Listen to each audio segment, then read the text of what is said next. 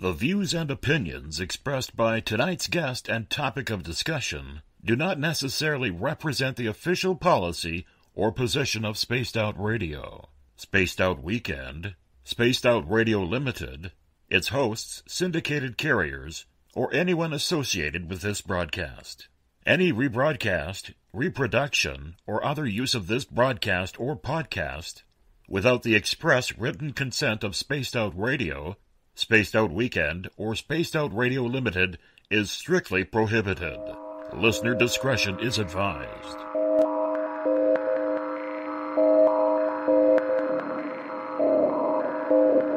Hi there, this is Dave Scott, and I would like to invite you to listen Monday through Friday right here on Spaced Out Radio.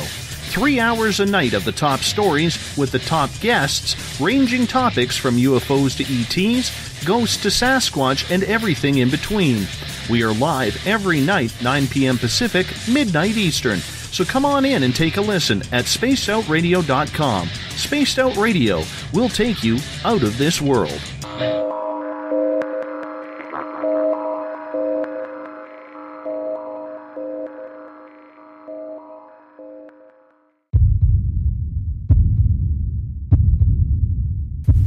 Scout 6316, 8.8 for 6,000. Got 6316, North Gulf Road, so may say 3,000, I'm 1 for the right. 3,000, Scout 6316. Redwood 811, so may say 4,000. Airport's open o'clock, 1. Take you higher and higher and higher. You feel it over and over again. Take you higher and higher and higher. You feel it over and over again. 6 Roman Carefly, runway heading, runway 5. Let's take off. Check.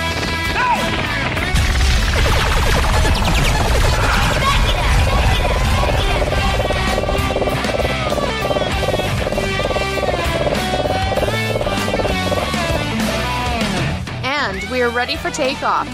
Sit back, relax. It's time to travel with Cosmic Passport.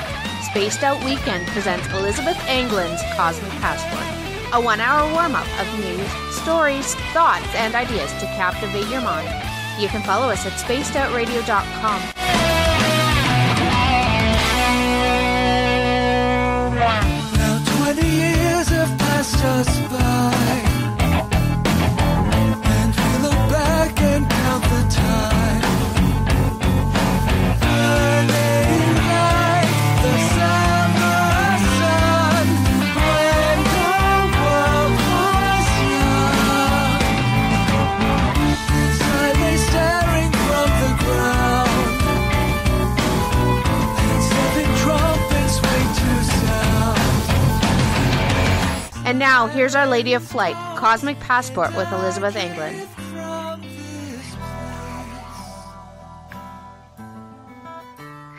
Good evening and welcome to Spaced Out Weekend. This is Elizabeth Anglin, your host of Cosmic Passport, coming to you from Uncle Jimbo's cabin somewhere in the Rocky Mountains, because Uncle Jimbo's cabin is like that. You never know where it's going to be, but you do know where you can find Spaced Out Radio and Spaced Out Weekend right here on spacedoutradio.com and at our affiliate member stations online and terrestrial radio. We are very happy to welcome the newest station member to the Spaced Out Radio family, extra special terrestrial radio, WQEE FM 99 Rock, broadcasting to Greater Atlanta out of Noonan, Georgia, and now broadcasting Spaced Out Radio 7 nights a week. Woot woot! We got more listeners! That's awesome! We also welcome and give thanks to listeners tuning in through Renegade Radio in Las Vegas, 107.7 in New Orleans, and High Plains Radio Network, as well as listeners coming to us from TuneIn and iTunes. Please join us on chat. If this is your first night tuning in, you can find a chat room at spacedoutradio.com, or if you become a Spaced Out Radio Space Traveler by donating just $5 a month, you can join the SOR Space Travelers chat room on Facebook, as well as receive other cool stuff like free books and swag and private interviews and the newsletter and the archives of all the spacedoutradio.com shows and more. I'm really excited to share tonight's and tomorrow night's guests with you, Zeta contactee and traditional spirit medium Paul Hamden from Australia. In this two-part interview, Paul is going to share some of his thoughts on extraterrestrial contact as well as some of the information he received from his personal Zeta contact. Now, he is a very generous guy, and all of this information is available online, available to you for free. If you type download a primer for the Zeta race into your Google browser and click on the first link you find there, it'll say William Treneat, who's a Canadian who helped Paul write the book. You will find the entire book downloadable for free. It won't just be a portion, and all the good stuff that has been basically channeled by this member of the Zeta race is available for you. Now, I would not suggest this. I'm also a Zeta contactee, and I used to be an abductee with Zetans. If I had not seen information that I knew personally to correspond with my own, I wouldn't suggest you read the book. But so much in there corresponds with what I've seen that, hey, that's what I know. So it sounds reasonable to me. So I think it's a great book. There's a lot of good information about how things work, how the Zetans see reality, how they see the Earth, how they see their relationships with reptilians, etc., and on and on. This conversation with Paul tonight was pre-recorded because Paul is in Australia and he has a daily work schedule.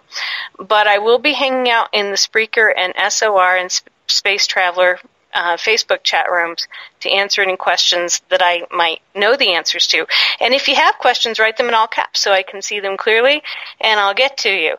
Okay.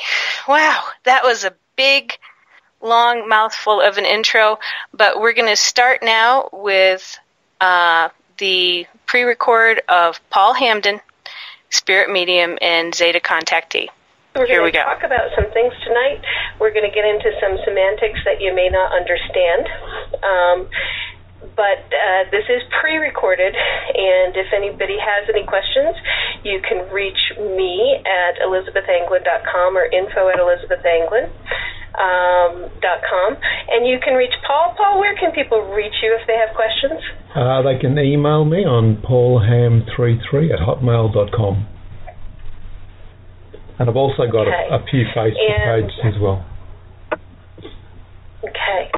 And he's very good. I've known Paul for a little over a year. We're both on the Alien Abductee Support Group, all capitals, on Facebook. And he really takes the time to explain what he's talking about and to be very thorough about what he's talking about. A primer of the Zeta race is the main book that we're going to talk about tonight, and you can download that for free. Just type in to your Google or other browser, download a primer of the Zeta race, and there will be multiple ways to download it. You also had a book that you wrote previous to that, which is a trilogy of alien interaction. Is that right? Yeah, that's correct. It's just it's a book on the alien interaction, and it's basically it started when my journey started to fully develop, and I talk about things like meditation. I talk about contact. We have a question and answer sessions that we do. Look, let me just explain a little bit about what I do. So, apart from all of the contact that I've had, when I was younger, we had a craft come, and 4 of us saw the craft. Through the years, we've had other beings materialise in the house, and a few other occasions, they've actually bought a craft and materialised with about 20 people that were there. So we've actually had a lot of contact with them. Wow. They have no problem coming into the house and waking myself up and other people and asking, if we want to have interaction with them. Another thing that they've done is they've taught my body, my etheric body to use what's called a mind-to-mind process, whereby they can speak through me. So quite often I'll do a public sitting where they'll come and speak through me and answer questions from the public. And at any given time, there could be 20 to 30 people there. And so a lot of this stuff has been put into the books. This is where the Alien Interaction Trilogy book came from, and also a primer of the Zeta race. Now, with the primer book, it's co-authored by William Triniest, a retired Canadian scientist, and we give that book away for free. We feel that this information is given freely, so we give it freely. And also at the moment we're working on the second volume of that book as well. This book, The Primer of the Zeta Race, is read by a lot of different people, and who shall remain nameless. And a lot of people contact me, and a lot of them are professional people seeking to understand where we got the information, how did we validate the information, and that type of thing. Yes, okay, great. I actually want to back up a little bit, because I've always had questions about you. You are halfway around the world. You're on the other side of the world. We're more than halfway around the world from where I am. And you had experiences as a child. Is that something that happened with you? Yeah, look, it's pretty typical, I guess I've been reading a lot about other people's experiences, especially on the abduction groups, and, people somehow seem to have conscious memory of contact around the age of 5.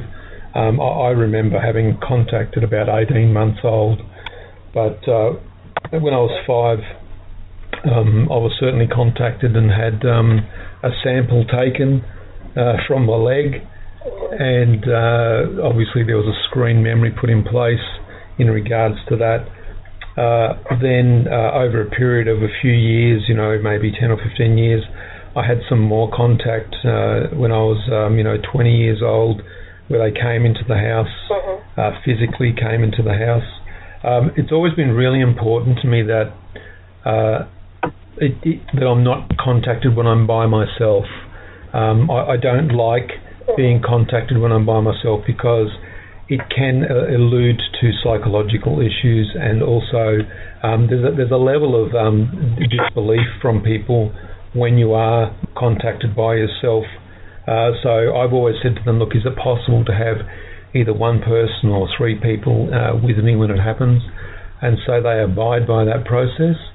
Right. And so, and as I got older, we had more craft come, where other people were present and saw the craft, and saw the Zetas inside the craft as well, and everybody was conscious. And then we've had 2 major contacts in the last 2 years, where the craft have come with about 20 people. So that's been pretty interesting. Okay. Yeah, so you can't tell from your voice how what your age is. You could be anything by your voice, from your early 20s to anything. I'm nearly 60. I'm nearly 60. You're 50. Nearly 60. Yeah. Okay, so that's good. A good several decades of contact. When in your 20s did you become proactive? What I really like about what you're saying is this idea of reciprocity. Hey, I'm helping you out. You got to help me out. Come when people are here. Let's have people see you. When did this begin to happen, or were you just always together in this way? No, from a young age? No, I don't believe I was together in any shape or form, because mixed in amongst all that was that I could see spirits quite clearly.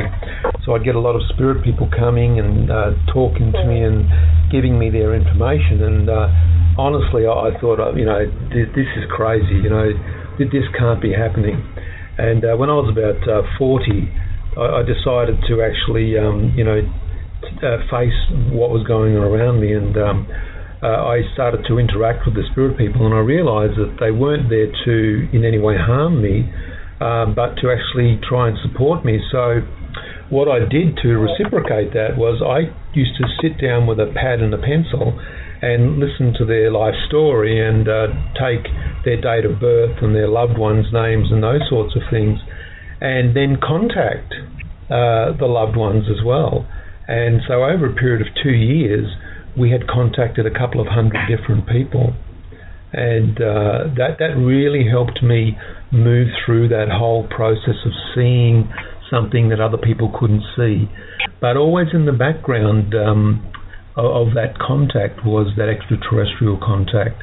And it was more about me coming to a place in my own life where, rather than fearing it, I really grew into a desire to want to understand it.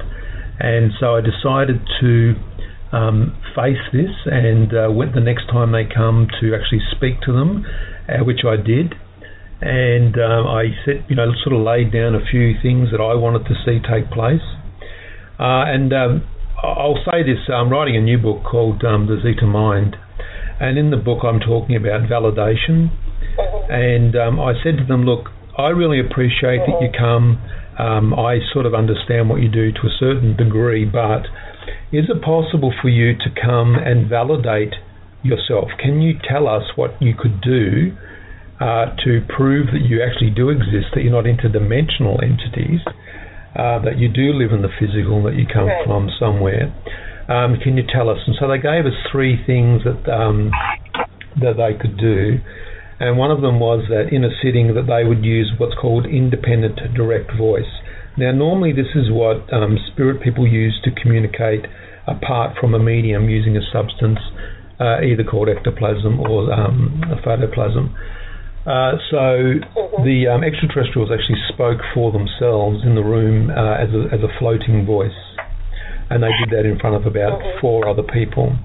The second thing was that they said that they would do was that they would fully materialize in the room in light, and they did that. And in doing so, they actually walked across and one of them put its hand on one of the people's shoulders and gave them healing. And this was, a commonly known grey that a lot of people hold fear about. But as they state themselves, there's many facets to their race, and not all of them are seeking to provide any level of fear at all. A lot of them are trying to undo a lot of the damage that's being done by the race, just like the human race, is portrayed to a lot of other civilizations. And the third thing was that they said that they would bring a craft, and they did that in front of everybody. And they got out and they walked around everybody as well. So that was very interesting too. Wow, very nice. What year was this? When did this happen? The validation started about 8 years ago. The first 2 points took place about 8 years ago, but the actual the craft that have come in the last few years. We don't disclose where the craft come and all those sorts of things, or else. And I don't blame people. They would want to go there because I would want to go there as well. But you're seeing a lot now. A lot more craft appear now. A lot more people calling in craft. They're vectoring in craft using that vectoring process. The races are much more able now to navigate through technologies that would stop them from materializing as well into the atmosphere, and so they're quite willing to show themselves on many different levels to many different people. That's not the level of disclosure that they would hope for, but at this point, that's the best that they're going to give, apart from the healings that they do. So I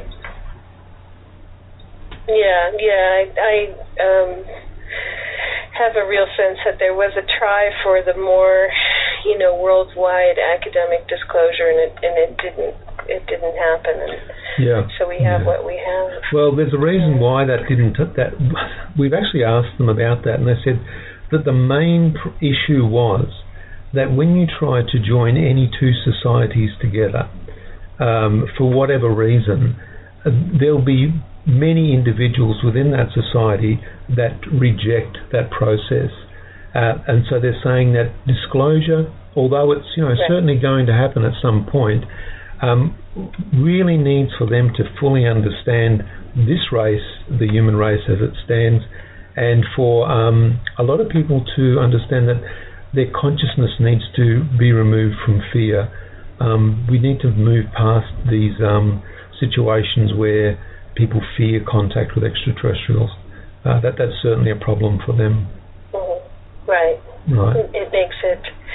It makes it difficult to think sanely. And the other thing is, I would just say I was involved in the academic push to have disclosure, and there was a gentleman who was he was the head of the Journal of American Medical Association, and he was a physician and he was a kidney specialist, but one of his main points was that if you had disclosure, that there would be such societal change and so much fear in the general public, and that regular traditional societal ways of doing things and getting things done would begin to break down.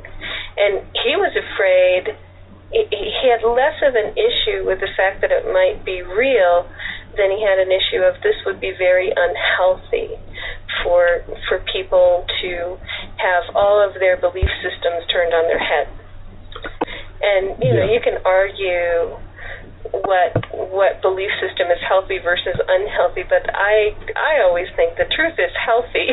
You know what I'm saying? But it really does they're right. What they said to you is right.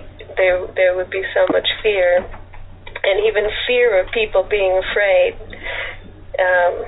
or fear of people losing their grounding or whatever gives them their center.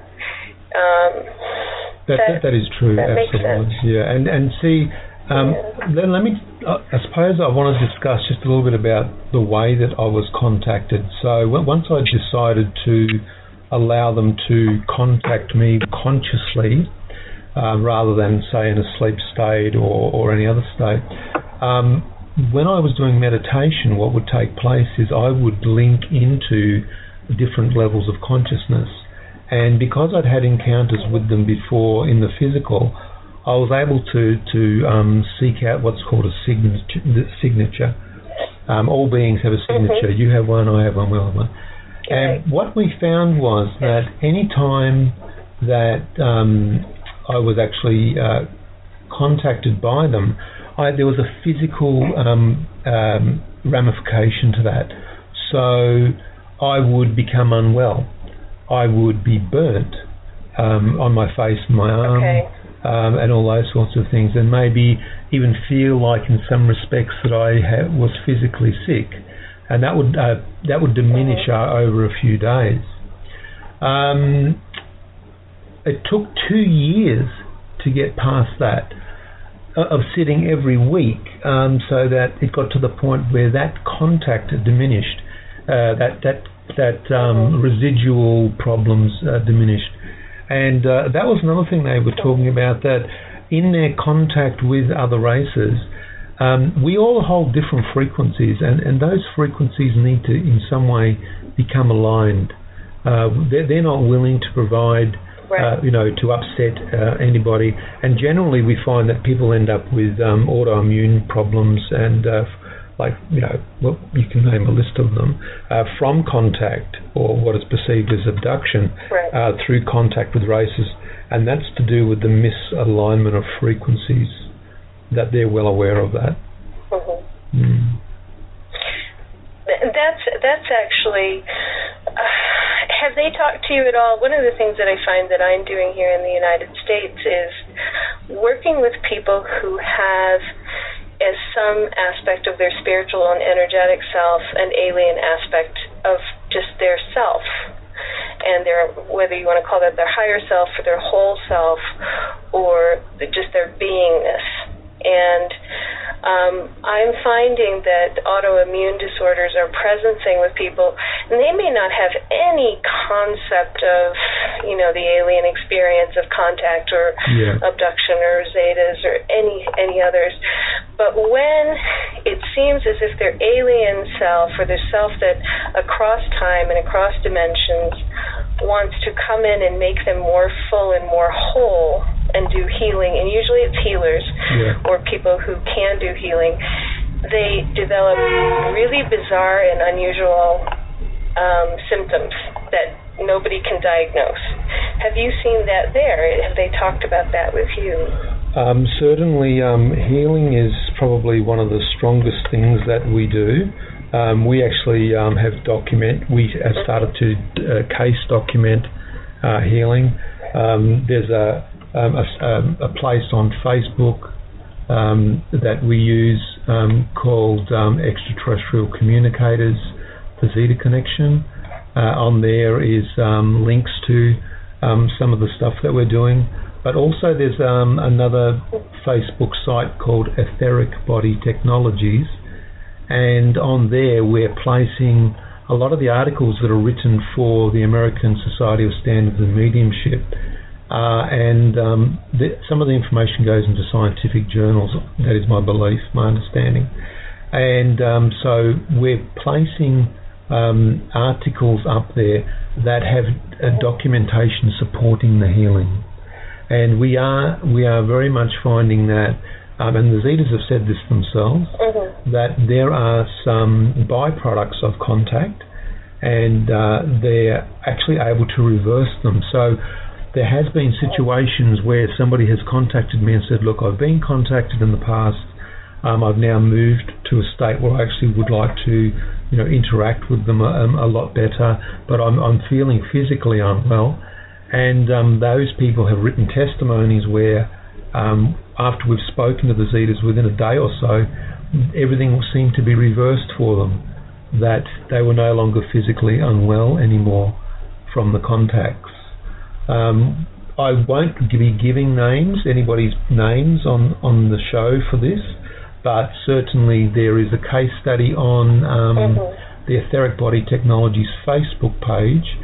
It's called The Role of Consciousness and the Etheric Body, and it goes through 4 different case studies, or 3 case studies, talking about different people and how they interacted with the Zetas through myself, and they received healing. So, yeah, it's been very interesting to see the way that they work, how they can heal skin lesions, change people's dysfunctional autoimmune systems. Look, we've had varying success with different things. One thing I always say to everybody, nobody has all the answers. Everybody has a truth, and you can only do what you can do at the time with the beings and the relationship that you have. So it's about being very grounded and balanced with it as well. Right. And we have our own truth and our own stories. You could say karma, but we have our own agreements and our own lessons, and we're on a continuum in those agreements and lessons. Each one of us is on a different continuum. Yours is very interesting. So the part of a primer, I know this is now going into a completely different area. But I'm just going to go there because I'm curious about it and have been for some time. I have a Zetan that I talk to who's told me some things, and basically I don't work in the same way that you do with mediumship and the Zetans. I do some other things involving craft and basically just being helpful. If somebody gets lost somewhere, I go find them and get them home. But in terms of the craft, not human beings, we don't have human beings necessarily getting lost anywhere. No, don't worry, anybody. Don't worry, it's okay. But your guy, the guy that you talked to, and I can't remember his name, was telling you about the relationship between the reptilians and the Zeta Reticuli groups.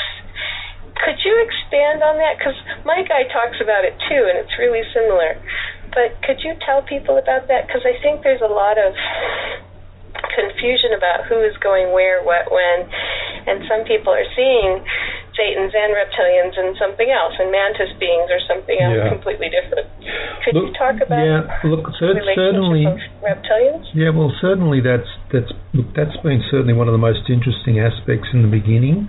I'd read a lot. I'd heard a lot of people. There was a lot of fear-based stuff around. And I remember once I was being trained for contact, and they often use what's classed as, it looks like a chair, and one of the Zetas will sit in the chair at their end, and then they'll amplify their telepathic ability, and then do the mind-on-mind transfer. And something didn't go right, and I was able to see back through the communication to the being sitting in the chair, and it turned out to be a reptilian. And I found it really amusing. Here's this very young reptilian being taught by the Zetas how to do telepathy. He was struggling and seemed to be totally out of his depth, because I was able to actually influence his mind. So that was my first inkling that things weren't what people thought they were. Like, the Zetas and the reptilians are all together and they're doing all this stuff and da da da. So we actually asked the Zetas about this, and they said that there were obviously reptilians that would work along with other races, that weren't necessarily out there to harm everybody and to take over the universe. And we found generally, though, that there was a period of time where the Zetas and the reptilians themselves held what was called an uneasy truth. And some people might think I said truce, but I say truth. They didn't necessarily get on, and generationally, I'm sure that humans have things in their generational lines that, their history, their past, that they're not too sure about, but the Zetas have said in the past that there were problems between the races, but things have fairly much been sorted out. But we have to remember, the human species has multiple races, just as the Zeta species has multiple races and the reptilian species has lots of races. So the ones that the Zetas that I'm working with and you're working with maybe have different relationships with different races and beings, and they're on quite friendly terms and working terms. I've actually met mantis entities that were very loving, and the expression of love that they had was amazing. I find generally, I work with a lot of people, I help a lot of people come to grips with their relationships with their extraterrestrialness. And a lot of that's to do with the point of origin. Where do people come from prior to their incarnation into the physical? And what I find generally is once the people get past the whole fear aspect, there's a lot of misinformation all over the internet. Once they start to take that journey for themselves, they take those steps for themselves, and they empower themselves by understanding that they have more control than they've initially thought. Those beings actually reciprocate to them on a very high level, and people generally can move past that whole fear and abduction process into an experience around a contactee.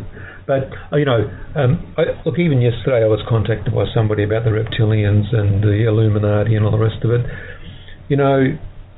I just find that there's a certain energy with that sort of thing.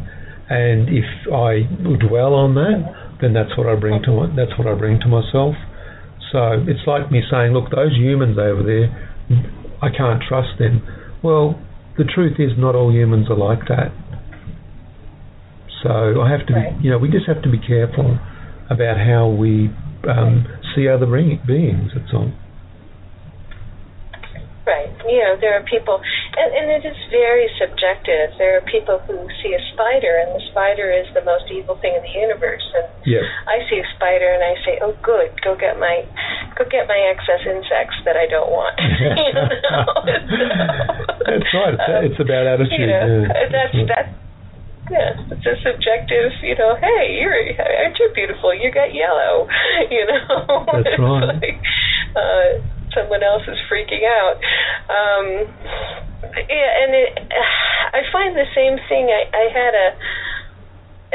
some people could say that I don't know if you and I would say that the alien abduction experience is paranormal. I think because it can run to such subtle realms to the spiritual realm and the telepathic and the mind-to-mind communication, it falls within it, but then there's also that physical part.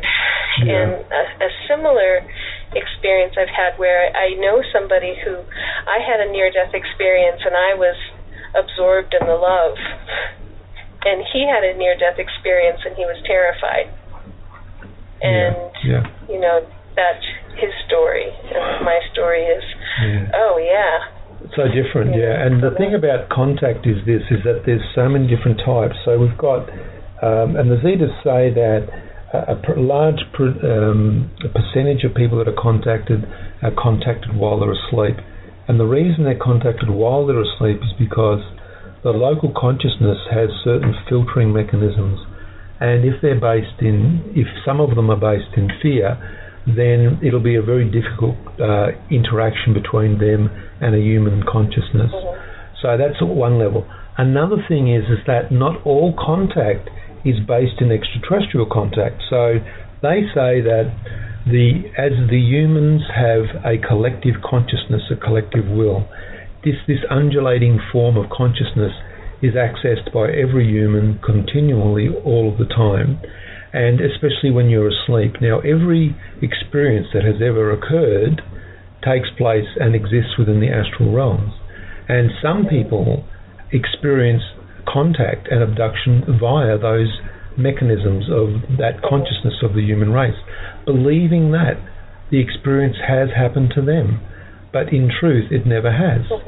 We've also seen people that have had spirits with them, and the spirits have been trying to convince those people that the spirits themselves were extraterrestrials, but they weren't. And there's one reason why. Because if you go to a medium and the medium says, I have your grandfather and this is his name and he lived here and this is the memory he has, that medium is able to validate to you in some way that your grandparent existed. Whereas if you have an extraterrestrial contact, there is just about nothing that you can do to validate that contact. So there's some spirit people that probably don't have the best intentions, realize that if they present themselves as extraterrestrials, they don't need to validate who they are, and they also pander to some people's egos. And so that's another issue that we also have to deal with. That's a good one, because when that happens, I'm glad that you're working with that, because one of my bugaboos is getting on lists on Facebook. So, you know, aliens are actually demons. Well, you know, there are some in the spirit realm who will look like aliens and then not behave the way aliens actually do. And I have said to people again and again, when you're actually working with aliens, it makes sense. What they do makes sense. Why they do it makes sense. Yep. They have reasons. They have protocols. They have procedures. And when you get into things like negative astral entities or demons, they're confusing, and that's part of their purpose, is to be scary and frightening. Absolutely, because their whole belief structure is control and to draw energy. And we've come across some astral entities called the collectors, and they spend a lot of their time linking into people's etheric bodies. And those people's bodies, just let me clear this up for everybody, those people's bodies, they're behaviour driven. So for people that are die-hard alcoholics or die-hard, you know, sort of drug addicts or whatever, they are sort of psychologically trapped in an addictive behaviour pattern, and quite often they're driven to behaviours that would support an astral entity's desires. It doesn't mean that everybody has that at all, but certainly we've seen that generally that it can be a common thread. So yeah, but it's a lot of things that to do with that sort of stuff is behaviour based, and it's probably not a very popular concept to discuss either. Right. Yep. Well, nobody wants to say, yeah, I'm an alcoholic, or yeah, I eat too much, I drink too much, I smoke too much marijuana. Yeah. Or anything. But it's interesting, isn't it? It's interesting, isn't it, that a lot of these substances are actually portals, and the reason that they're portals is because everything is an energy-based consciousness. So when somebody takes a certain substance like ayahuasca, DMT, or whatever, it takes them through to new borders of consciousness, and generally, what's in that consciousness is contact. And it doesn't necessarily mean just because they've come down off that substance that contact has been broken either. So that was another thing that we've had to sort of deal with. The Zetas have been very good. These things are very easy to clear away. I just want to make that very apparent to people straight up, that generally if someone can recognise that they're being influenced by something, it's just an act of the will. The free will is a very, very powerful tool, and once the intention is set that you're not going to do something anymore, then generally you're free of the processes that would try to influence you as well. Right. And the reason, and I would like to make it clear because I'm familiar with this as well, the reason that they want to influence you is that they're usually collecting some sort of energy or information. It's almost like food. Yes, absolutely. You become their food of some kind. And that's because they can't in the astral realm, they can't create their own energy mechanisms, so they need to link into the physical reality where matter exists, to feed off the creational energies of matter. And there's no blame or shame involved with this. You don't receive or have these connections because you are a bad person, or and it's not karmic, or it's not generational, or anything else. No, it's just it's basically it's behaviour based. Change your behaviour, it stops. It's pretty simple. Mm-hmm. Right. And your behavior can be your mental behavior. If you're thinking bad thoughts, change your mental behavior. Yeah, or if you're constantly in fear. Yeah, if it's interesting. Have a I'm sure you would have, Elizabeth. Have a good look around the internet at what is presented as extraterrestrial contact. Even by movie companies, and it's very adversarial. It's based in fear. It's always based in humans fighting for their lives and these sorts of things. It's not a situation that's positive at all. It's telling us that we're disempowered, or that this relationship is one of disempowerment of us. And it's interesting. I mean, I don't know if you went through this. I went through 7 years where I went from fear and disempowerment to, fear is the problem, and I'm not really disempowered. Yeah. Well, it's funny, because those 7 years. It's funny because 7 years seems to be a shamanic rite, a ritual. If you do some study about shamanism and generally how a shaman is created, shamans stand between worlds, and often there's a 7-year phase that they go through before they come out the other side empowered in the fullness of their spirit guides. Wow. You just gave me chills. Thank you for saying that. I started doing research in 1990, and I was terrified, and I stopped being abducted and doing research, about abduction in 1997. Right. Because I wasn't getting abducted. I said, oh no, I don't want to do that anymore, and we're going to change our agreement. And so 7 years, almost exactly, maybe within a few months. So for anybody that's out there and is possibly going through a 7-year cycle, there could be a propensity for that cycle to be producing certain things. See, here's another thing. If we talk about phobias. I've noticed that people that generally have had extraterrestrial contact can develop phobias, but then the phobias run their course and then either fade off into something else or just fade off completely. When we asked the Zetas about it, they said, what takes place is that if you can imagine that anything that exists is energy, if an energy is going to come to you to change you, it may first show up in the psychological mind as a phobia, and then the phobia ultimately then integrates itself as an energy and then fades off as the consciousness accepts the energy, and then the person moves into a new state of existence. So phobias in themselves are very, very interesting processes. Yeah, well, mine was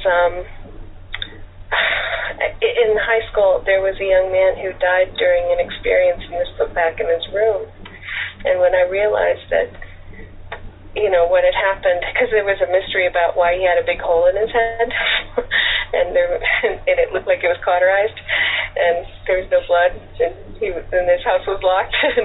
So when I realized that it was aliens and they could make mistakes, my phobia was of aliens taking me and making a mistake, and they did. They actually killed me once, and that's how I had my near-death experience. And then after that, I was pretty much over that phobia, because it was like, oh. Well, there you go. That's not so bad. You know? So I don't know if that was engineered or if that was just a lucky break that they actually killed me and put me back together again. Well, generally, if they're doing some sort of work on a person, there'll be other beings in the background that'll be monitoring the process. Just like a hospital anywhere has its teaching facilities. The races also have their teaching facilities as well. Some of them are aboard craft. Some of them are within the hive complexes where the races exist. Those sorts of places. Yeah. There was definitely an authority structure over the ones who were working on me, which said you need to put her back together. You know? Well, that's helpful. She's not supposed to be. Yeah, she's not supposed to be dead. Fix her. And it was like, oh, there's a somebody over these guys, looking at the plan. So. Well, if you think about why, but did you ever ask yourself why? This is the thing. Why are they doing this? Most people, I think that's the big question for a lot of people. Why is this happening? And when we asked the Zetas, they said, well, we'll show you. And they did what was called a point of origin process with people. So they lined in a public demonstration. They got 10 people to stand up, and each person would come and stand in front of myself, who was in a trance, mind-to-mind communication state. And they would give information to that person about their point of origin before they moved into the human form. Now, each one of those people was able to verify what was told to them. Some had even drawn pictures years before of themselves in a different form. Right. An avian form, or a very tall blue entity form, or a Zeta form, or whatever. Right. And the Zetas were able to correctly see through the human container and tell them, this is who you were before you incarnated as a human. And so quite often, the races that contact the people that are humans on this planet are contacting their own. Now, a lot of humans don't want to hear that, because you come from somewhere and you're going, and you're certainly going somewhere. It's just what happens in this transitory process. Right. You have that becomes very clear as you work through it, and people could say, well, that's an implanted memory or this or that or the other thing, but I remember from childhood knowing that I was a tall white alien, and that was who I really was, and then I also had other personalities that I remembered that were also me, and it was explained to me that all of real time, all of conscious time happens now. Yes. So they're existing simultaneously as different me's, but they're all me. Yes, of course. They're all, and then you can expand on that we're all one, we're all existing simultaneously. If you want to, if you're willing to go there. Well, how can that be bad? I just don't think that can be that's bad. right, I agree. And a couple of things about that is what's called the synthetic quantum environment. Now, the Zetas are very good at building these SQEs using technology. Mm-hmm. So what they do is they take an image of a timeline and they implant it into an SQE, which is a spherical structure. And in there they then view the timeline at any point along that timeline, which is now to them. It's always now. So it doesn't matter whether it was 1,000 years ago or 1,000 years in the future, it's always now. And they can utilize that SQE, the process, to imitate any type of environment that you could possibly dream of. So they're quite often used. So something maybe they might take an image of their teaching area and they place the SQE close to the planet, this planet, and then they actually get consciousness from this planet to move into the SQE, and they present that as a teaching environment. A lot of people may also feel that they had been in those places before, that they had experienced that before. But one thing I did want to bring up when you said that you felt or understood that you were a tall white, is that I actually asked them, I challenged them once on this in regards to myself and said, well, if I'm the who you say I am, then you bring to me someone who's not from our race, somebody who's a Zeta or a Grey from a different race, but from the abductor strain. Now, that night, I was awake and an abductor entity entered the room, and what began then, unfortunately, was a battle of wills. And I stayed conscious through the whole process, but I felt them trying to take me over. But because I knew who I was, I knew who that core person was, that higher self entity, I was able to stand my ground, and to the point that I actually got a blood nose out of it. There was so much physical pressure from withstanding this consciousness. And they said, is that what you wanted to see? Is that the example that you wanted? Because for them everything is an experiment. But sometimes we also get what we ask for as well. I don't believe in any form that everybody's from spirit realm. I believe that at least 30% of the people that are walking around this planet, their consciousness exists from different realms other than spirit realm. I see a lot of people with a lot of abilities, and I see people with knowledge well beyond their years, a lot of young people, and I think to myself, things are really moving ahead quite quickly in regards to this human race. Can you explain that a little bit more about the realms? You talk about that in the book, that there are different realms. So you're saying don't believe all human beings are existing from quote-unquote spirit realm. Yeah, of course. Expand on that. What do you really mean? What realms are there, and where might the other 70% be from? Well, let's say 70% of people come from spirit realm.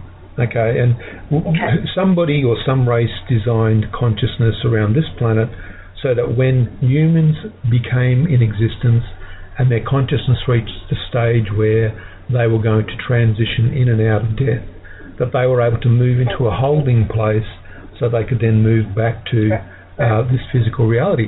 And the reason I say that is because if you ask a spirit person through any medium, what did the spirit realm do with their existence prior to finding this planet? Because it seems to be that every time a spirit talks through a medium, they've come from this planet. They don't know how they contacted this planet. They don't know how they managed to even develop humans on this planet, and they don't know how they got into the spirit realm. And this is the spirit people. But thankfully, when we speak to the extraterrestrials, they say, well, of course, humans were implanted on this planet by many different races. That at that point there was a spirit realm or a container created for the consciousness to transition in and out of, and that of course then became the spirit realm for many of the beings that wish to move in and out of this physical container. Of course, we then have other races that also wish to experience this very lovely planet that's called Earth, And many beings move out of their own realms of consciousness into the existence through the human birthing process by asking permission of the mother and father. Now, obviously, for many people, this is a generational agreement that they have, and this is where we see generational contact take place. Now, we now have another situation, like with the Zetas, where they have no spirit realm. The Zetas move in and out of containers, so after a certain amount of time... Immediately. Yeah, so they live for a certain amount of time, 500 years, 1,000 years, whatever, in their containers and their bodies. And as they're getting to the point where their body is no longer functioning anymore, they take genetic material from their own form and create a new container. And then once the container's ready, they just transition straight across from one form to the next. All they're doing is bypassing two things. They're bypassing the process of forgetting about who they are, and they're also bypassing the need for a spirit realm container. But interestingly, the Zetas have created what is called the one mind. So they have the collective consciousness of the race. And many of the beings, even while they're in the physical, can move in and out from physical form to consciousness, just as humans can as well. We can also astral travel from the human form into the astral realm, which is all the experience of this human race. The Zetas do that as well, but within their consciousness, within their realms of consciousness, they're not departed. They are existing. They see existence as being a symbiotic relationship between the physical existence and the consciousness, that they're both one and the same.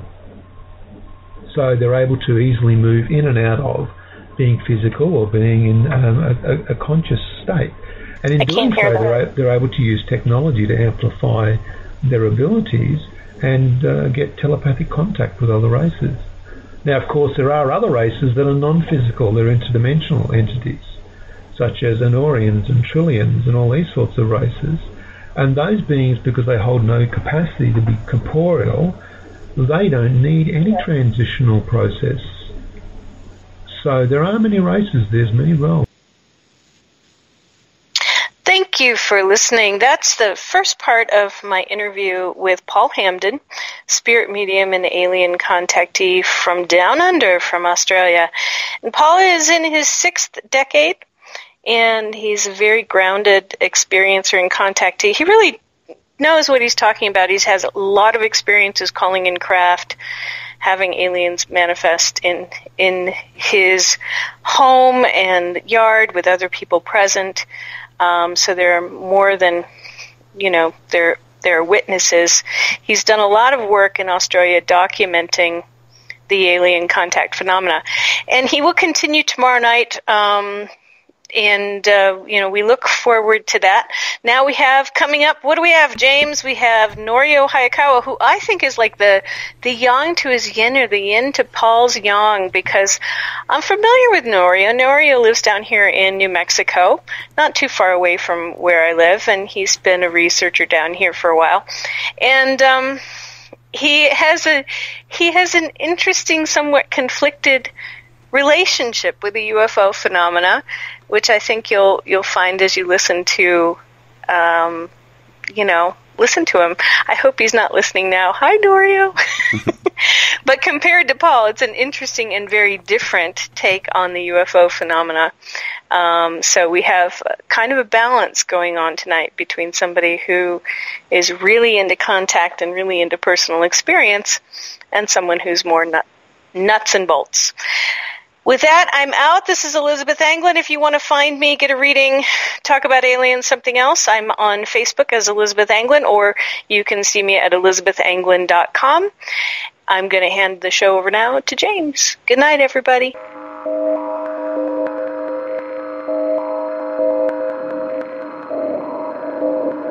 Hi there, this is Dave Scott, and I would like to invite you to listen Monday through Friday right here on Spaced Out Radio. 3 hours a night of the top stories with the top guests, ranging topics from UFOs to ETs, ghosts to Sasquatch, and everything in between. We are live every night, 9 p.m. Pacific, midnight Eastern. So come on in and take a listen at spacedoutradio.com. Spaced Out Radio will take you out of this world. Hi there. This is your psychic medium, Joanna, and I would love it if you would join us every other Sunday on Spaced Out Weekend. With host James Tyson, who will bring you personal psychic messages on two mediums and a lounge. Questions about love, life, career changes. We would love it if you would come and join us live. Call in and listen in for the experience. Allow us to open the doors to your other side. Two mediums and a lounge, heard only on Spaced Out Weekend at spacedoutradio.com. Looking for news beyond the mainstream news? Head to spacedoutradio.com and check out the SOR Space Wars. This is Spaced Out Radio's Eric Markham, news director for the SOR Space Wars. Daily, I will bring you intriguing stories and outlandish reports from what's going on around the world. UFO sightings, paranormal activity, conspiracy, alternative health, and so much more. And if you have news, email news@spacedoutradio.com. Attention Spaced Out Radio listeners. For only $5 a month, you can join Spaced Out Radio Space Travelers. Your membership at spacedoutradio.com will give you access to private fan area on the website, get you a monthly newsletter, draws for monthly swag, and a whole lot more. Sign up today to become a part of the Spaced Out Radio experience. For over 40 years, the Purple Energy Plates have been delivering amazing results for their many customers. Inspired by the great genius Nikola Tesla, the harmony, healing, and energetic effects of the plates have proven over and over to be beneficial and often miraculous to thousands of customers. With their money-back guarantee and the many benefits, how can you afford not to get one? Check their site for daily specials and choose from their many energy products. You won't be sorry. Visit them today at purpleplates.com for mind, body, and spirit, and expect a miracle. Patrolling the Pacific Northwest, we are always on the lookout for the strange and unassuming stories that real people are experiencing. Hi, I'm Vincent Zunza from Pacific North Weird. Me and Alexander Sullivan have teamed to bring to you those odd stories that never seem to make it into the mainstream. Stories so weird that will leave you scratching your head wondering, is this real? It's as real as it gets with Pacific North Weird. You can watch our videos right here at spacedoutradio.com.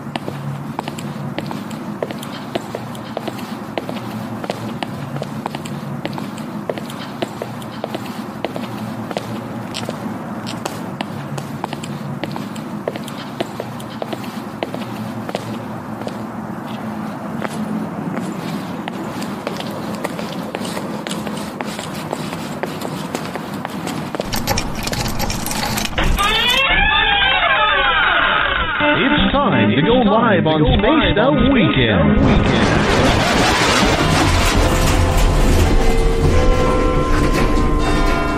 13, please. Oh, hi, Kevin. Oh, is that the time? Kevin, my friend, don't you find that watch just a little bit loud? Well, I certainly hope our buddy Bumblefoot is playing when we get there. Oh, you stinky big bundle of hair. I said Bumblefoot, not Bigfoot. Oh, it's going to be a long night. It's time to head to the 13th floor of the old log cabin for Spaced Out Weekend with James Tyson. You can tweet James at James Tyson SOR. You can find him on Instagram, Spaced Out Weekend, as well as on Facebook. On YouTube, our channel is Spaced Out Radio Show, and you can check out our website, spacedoutradio.com. Little brother has taken control, shoveling dirt in every hole. Predators enter your soul, watching you and watching me. We're all connected but separated, misunderstood and so frustrated. A million armies of one have invaded, watching you and watching me. We live behind glass curtains.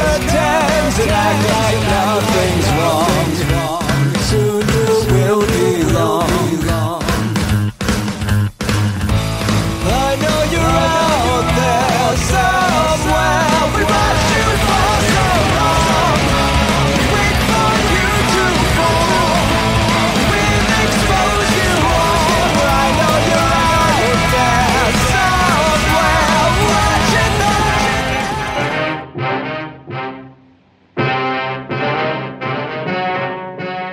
and gentlemen, the story you are about to see is true. The names have been changed to protect the innocent.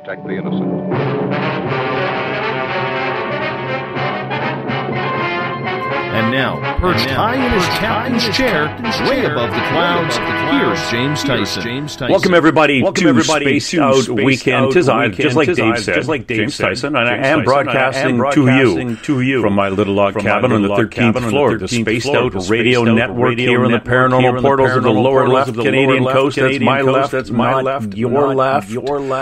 Good Lord, people! Why do people get mixed up in their directions? And remember, here on Spaced Out Radio, we broadcast every night of the week as we want to be your one-stop shop when it comes to UFOs, spiritual, conspiracy, paranormal, and the supernatural, and a lot more. Our introduction was played by our best friend, Ron Bumblefoot Thal, formerly of Guns N' Roses, and he is the man behind all the music on Spaced Out Radio.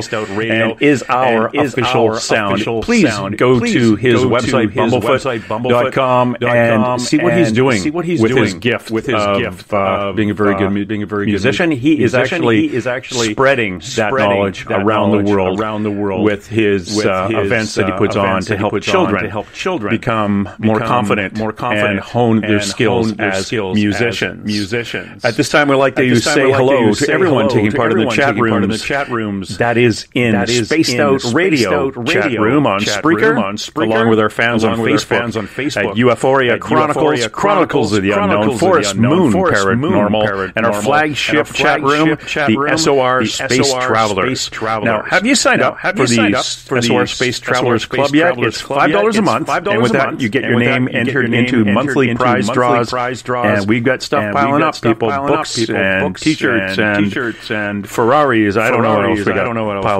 piled up here. You also get access to the private group interviews, access to a special section on our website, and much more. And while it's spacedoutradio.com, you can read our latest blogs and check out Eric Markham's SOR Spacewire for your latest in weird news. And we know Eric is the king of weird. We also have a new feature on our website.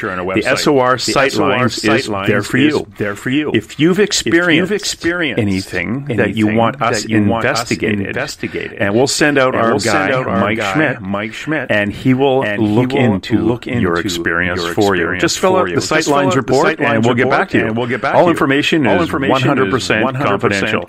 We also want to thank our new affiliate, the United Public Radio Network on 107.7 FM in New Orleans, and their listeners from 160 countries worldwide. Now, 107.7 is terrestrial radio. We at Spaced Out Radio are extraterrestrial radio. And you can for wanting to find us later because we're a bit late for you on the East Coast or early for you in Europe. You can find us on iTunes. You can download a podcast on iTunes. You can listen to us live on iTunes. Download the podcast on YouTube, or even just tune in live. Spaced Out Radio show for our extraterrestrial broadcast on live radio. And tonight with us, we have a really special guest, Christine. I knew it. I've been saying her name really good. Christine Dumaniuk. Christine, what happened? Christine Duminiuk is a certified grief recovery specialist, an international spiritual bereavement recovery facilitator, and has been doing that since 1998. Well, because she's a radio co-host on Ask the Angels show and the founder and spiritual advisor of Prayer Wave for after-death communications and Prayer Wave, which is a non-denominational grief support prayer group, and she is a member of the National Alliance for Grieving Children. Christine is the author of Grammy Visits from Heaven, Heaven Talks to Children, Afterlife Contacts, Spiritual Gifts and Loving Messages, God's Gift of Love, After-Death Communications, and the co-author of Grief Diaries, Hello from Heaven, a contributing writer for the Open to Hope Foundation. So, as I said, the music composer and voice of the guided meditation CD, Meditation of God's Love and Healing for those who grieve.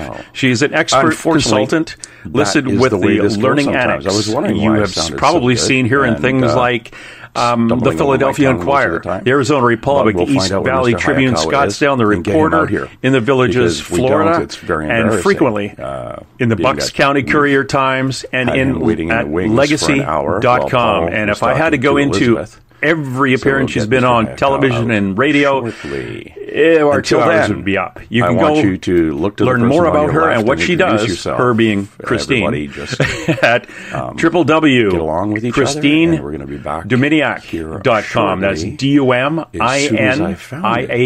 ChristineDuminiuk.com. Going back to the green room is her website. Christine, I want to, after that semi-garbled introduction, I want to thank you and welcome you to Space Out Weekend. Thank you so much. You did a great job. My mother had a hard time pronouncing my husband's last name, too, so you're in good company. Really apologize. To me, it's so easy. And then as soon as I started doing the introduction, it just fell right apart. In another room altogether. So stay tuned, hang tough. I'm just going to call you Dumaniuk. Stop for a second, and Christine, we'll be back with Norio Hayakawa. You've come into an interesting short seconds. This is an interesting line of work you've got yourself into. Sure have. Would you have been somebody who would have been considered a little bit sensitive to things on the other side as a child growing up? I'm not aware of that. I don't remember anything like that. I do remember one occasion where I thought I was going blind sometimes, where I would see this globe, and it had a green and purplish sphere, and I thought, I think I'm going blind. I'd be outside playing, and then it would kind of dissipate, and it came back later on in life after I started to have some spiritual experiences. But when I saw this particular globe again, in my mind's eye, actually, I would also see spirits and their hats. They look like silhouettes in the middle of this globe, which I knew it was a spiritual thing that was happening, and I had forgotten all about it until it happened again as an adult. So that's the only thing I can really remember from my childhood.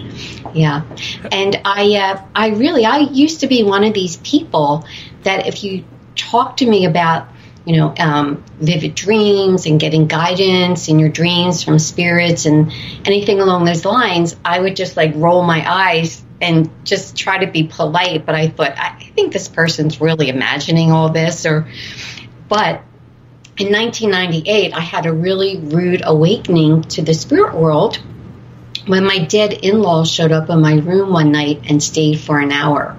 So will change your whole world. Yeah, that kind of gets your attention. Yeah, right. But it was really, it was meant to be, because prior to this happening, I had never really heard of mediums and psychics, and to that, I wasn't familiar with that world. And one night in January 1998, I was waiting for my parents to come up. We were going to a church where they had charismatic healings, and my dad was very ill. He had emphysema and Crohn's disease, and we thought maybe, with laying on of hands, he might, miraculously be healed. So while I was waiting for my parents to come, I turned on Larry King Live, and I really wasn't used to watching the show, but James Van Praagh, the medium, happened to be on that night. And that's the first time I ever heard of anyone being able to talk to spirits. And I was so amazed. And then I had received a gift card from my brother-in-law for a bookstore for Christmas.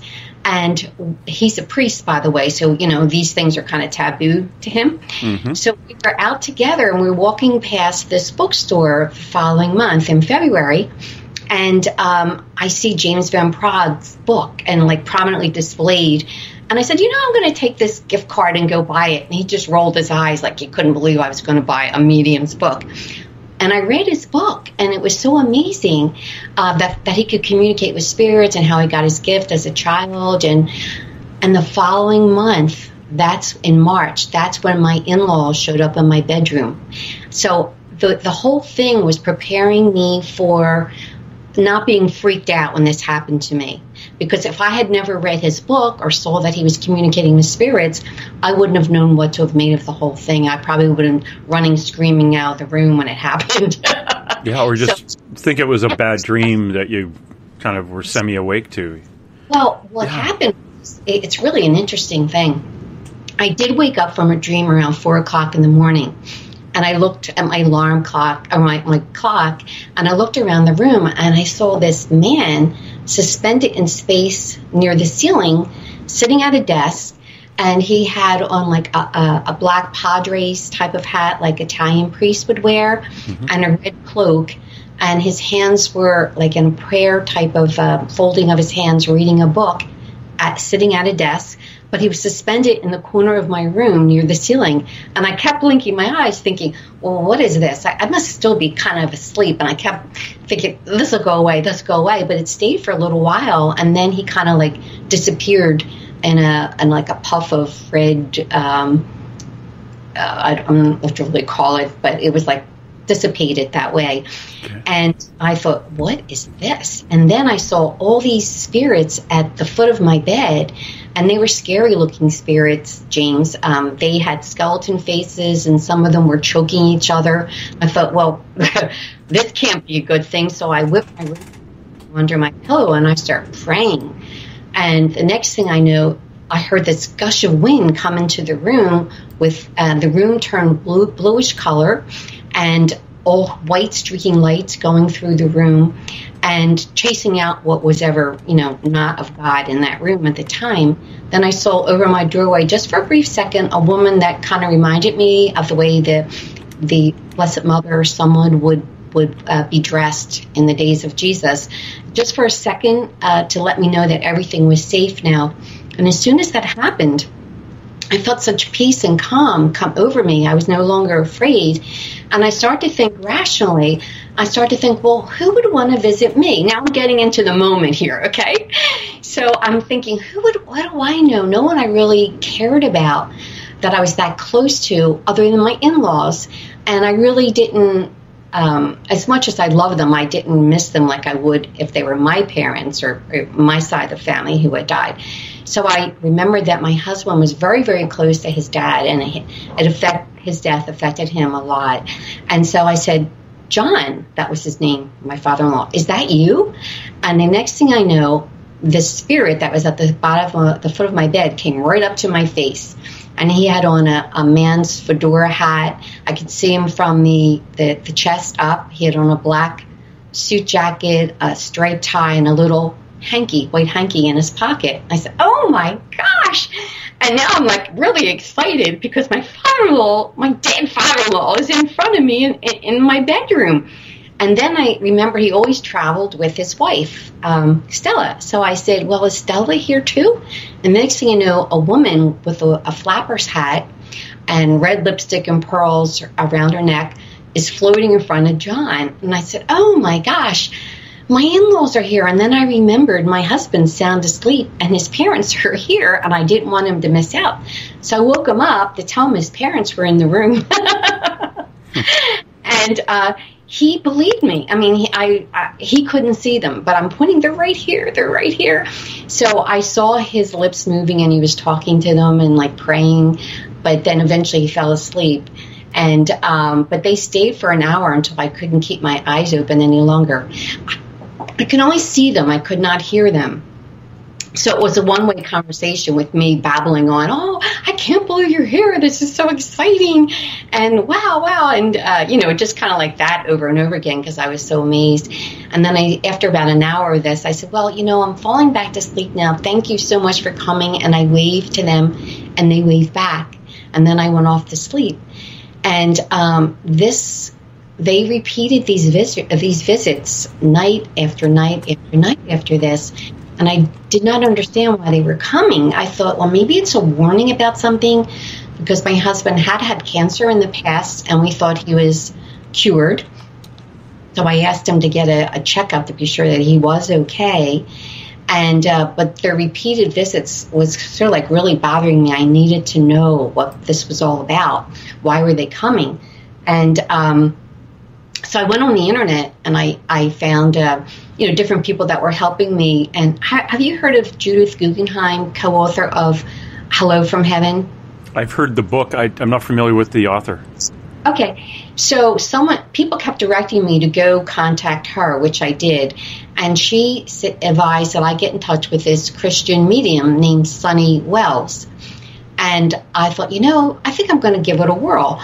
So I had a session with Sunny Wells over the phone, and I asked to speak to my guardian angel because I felt my guardian angel would know what was really happening in my life. He would be the best one to talk to.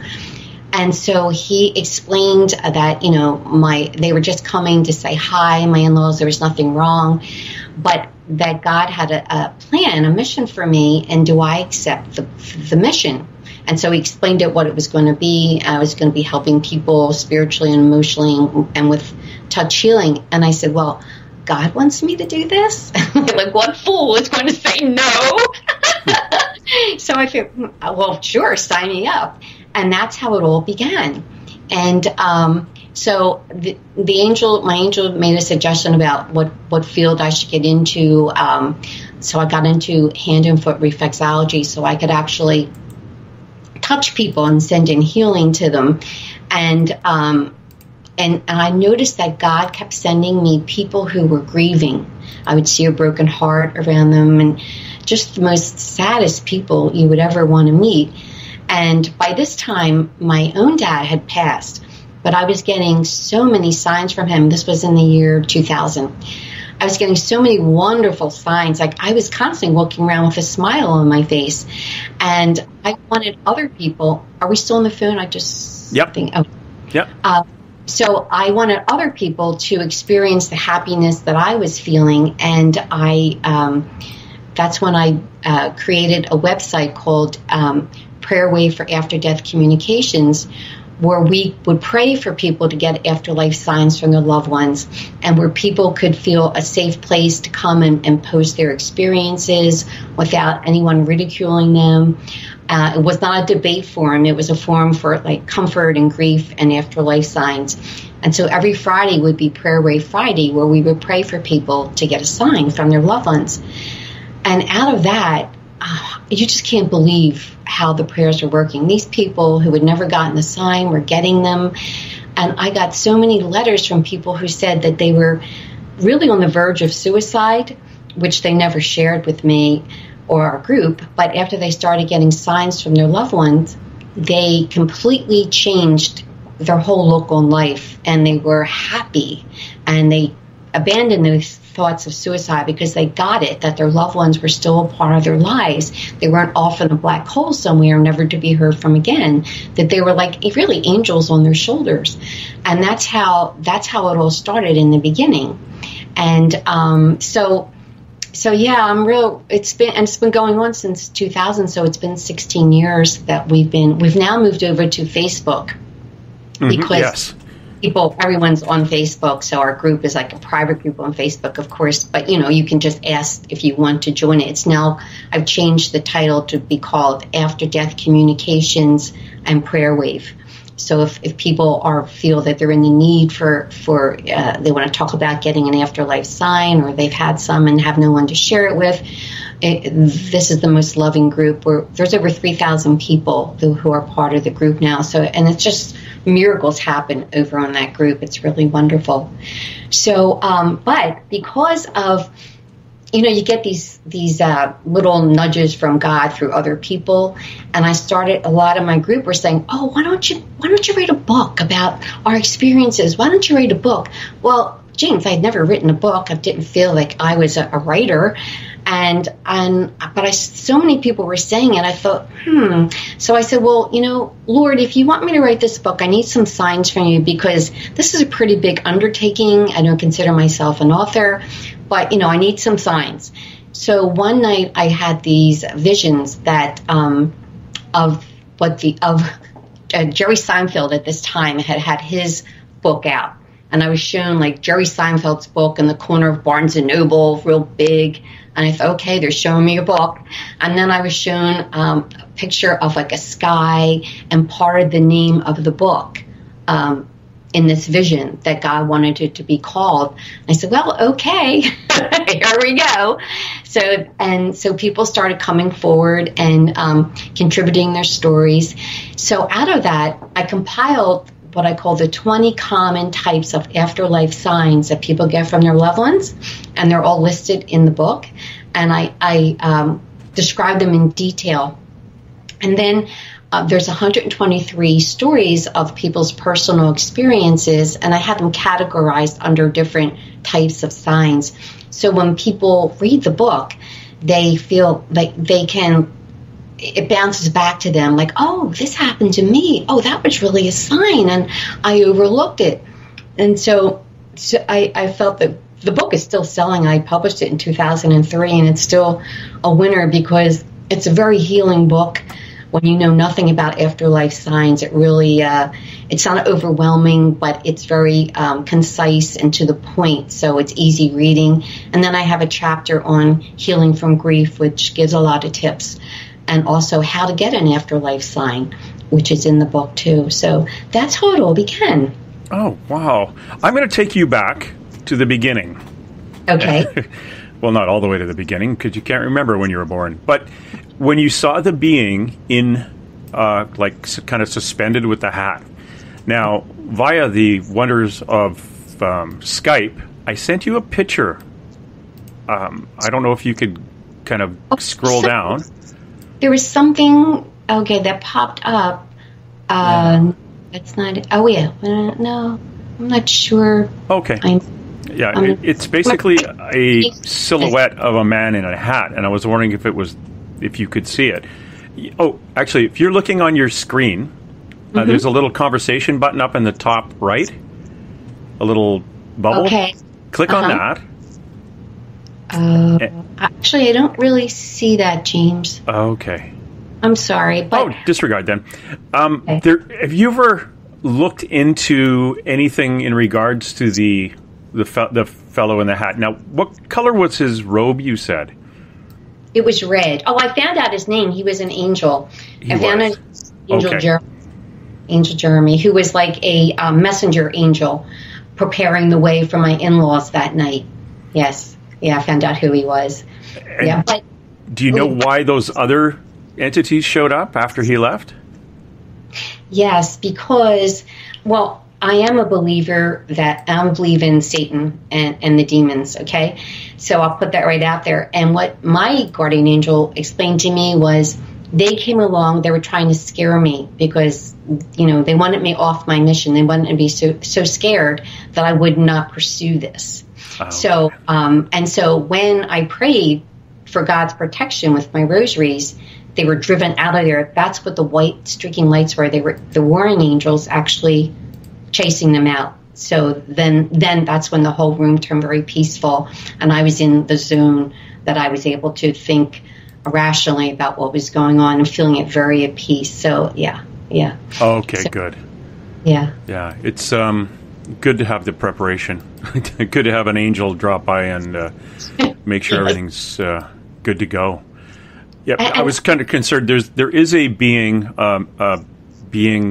that is described as Hat Man, sometimes wearing one of those almost like a Zorro hat, the real wide brim black hats, and he's not a nice guy. He usually shows up before something untoward is about to happen, or some bit of an evilness. But it's also an urban legend, a myth. Who knows if it's real? I just wanted to double check on that with you.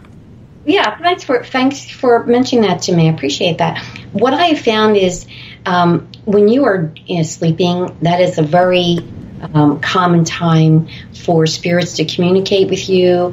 And so it's always really good preparation to ask for God's holy protection before you go to bed at night.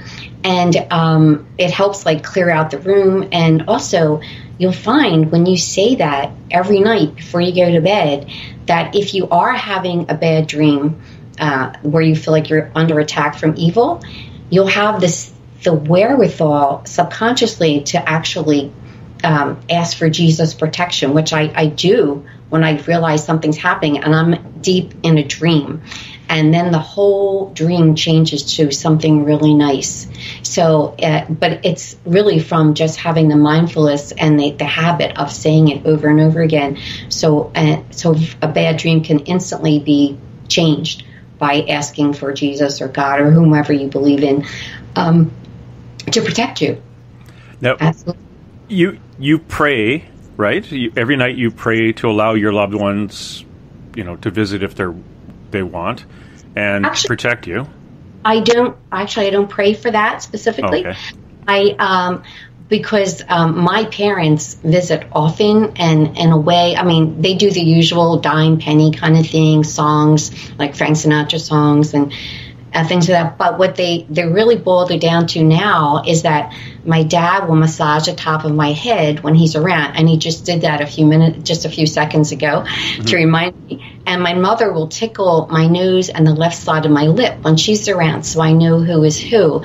So for me, I get constant communication that way, or signs of their presence. But for other people, it's a really good idea if you want your loved one to visit you in a dream to, ask God, because they always have to get permission from God to allow your loved one to visit you. And then if you want them to visit you in a dream, think about them before you're going to bed. Think about them in a place, maybe a comforting place on vacation or something. And then to keep a pad and pen under your pillow, because many times as they're waking up, we'll forget that dream. But before you're completely awake, if you jot it down without even opening your eyes, when you wake up full, it'll stare you right in the face that your loved one did come to visit you, but you might have forgotten it, unless it was a very vivid dream that you're not going to forget. So that's very interesting, and it kind of backs up what I interviewed a fellow doctor, a dream expert out of Scotland, Mr. Dr. Ian Wallace. He says that keep the notepad there. What happens if you're in a dead sleep and you're perfectly still, as soon as your head comes up, there's a fluid starts, I can't remember too much about this. I should get him back on to talk about this. But once that fluid starts moving again, it actually washes away the dream, unless it was a really substantial one. That's why you start forgetting as soon as you sit up. Well, that's a good scientific explanation. Yeah. Yeah, he was very, very interesting. I should have him back on again. But he was, all he defines all the different classic dreams, the teeth falling out one, the standing up in public naked, and he explains all why we have those ones. When I go to bed at night, I meditate, and I ask for a number of things, which is basically what one person's meditation may be another person's prayer, because we're all asking or communicating with the higher source. And I build the cocoon around me, then I expand that of love and light through the entire room, and that seems to completely clear out anything negative. I haven't had any odd experiences since then, and by odd experience I mean that weird paralysis, like someone's holding you down and things, or noises, or people talking to me at the foot of my bed, or standing beside me. And something touched my knee one night, and I said, and out loud I said, "Who's that?" And I can't remember. It was like, "Hi, my name's Lyle," or "I'm Lyle," but Fred's here too. And I went, "Okay, that's good. I'm going to go back to sleep now." And then later I found out they were just spirits that like hanging out with me because of my energy, but very, non-threatening, just a couple of tag-alongs I bring home. I'm going to go back to the afterlife signs. Now, of course, that's after death communications, or God's gift of love. That's one of your books, and it goes through the afterlife signs. Now, what are, on your website here, and if my listener goes to Christine Duminiuk.com, DUMINIAK.com, Christine Duminiuk.com, and go to there is an afterlife science. There's 20 common afterlife signs. Now, and of course, these are explained in detail in the book God's Gift to Love After Death Communications. The first one was dreams and dream visit tips. Now, we kind of touched on that, asking God to allow your loved ones to come through. I want to, before we get into these, the 20 of them, how long after a passing do you find that it takes a loved one to come through?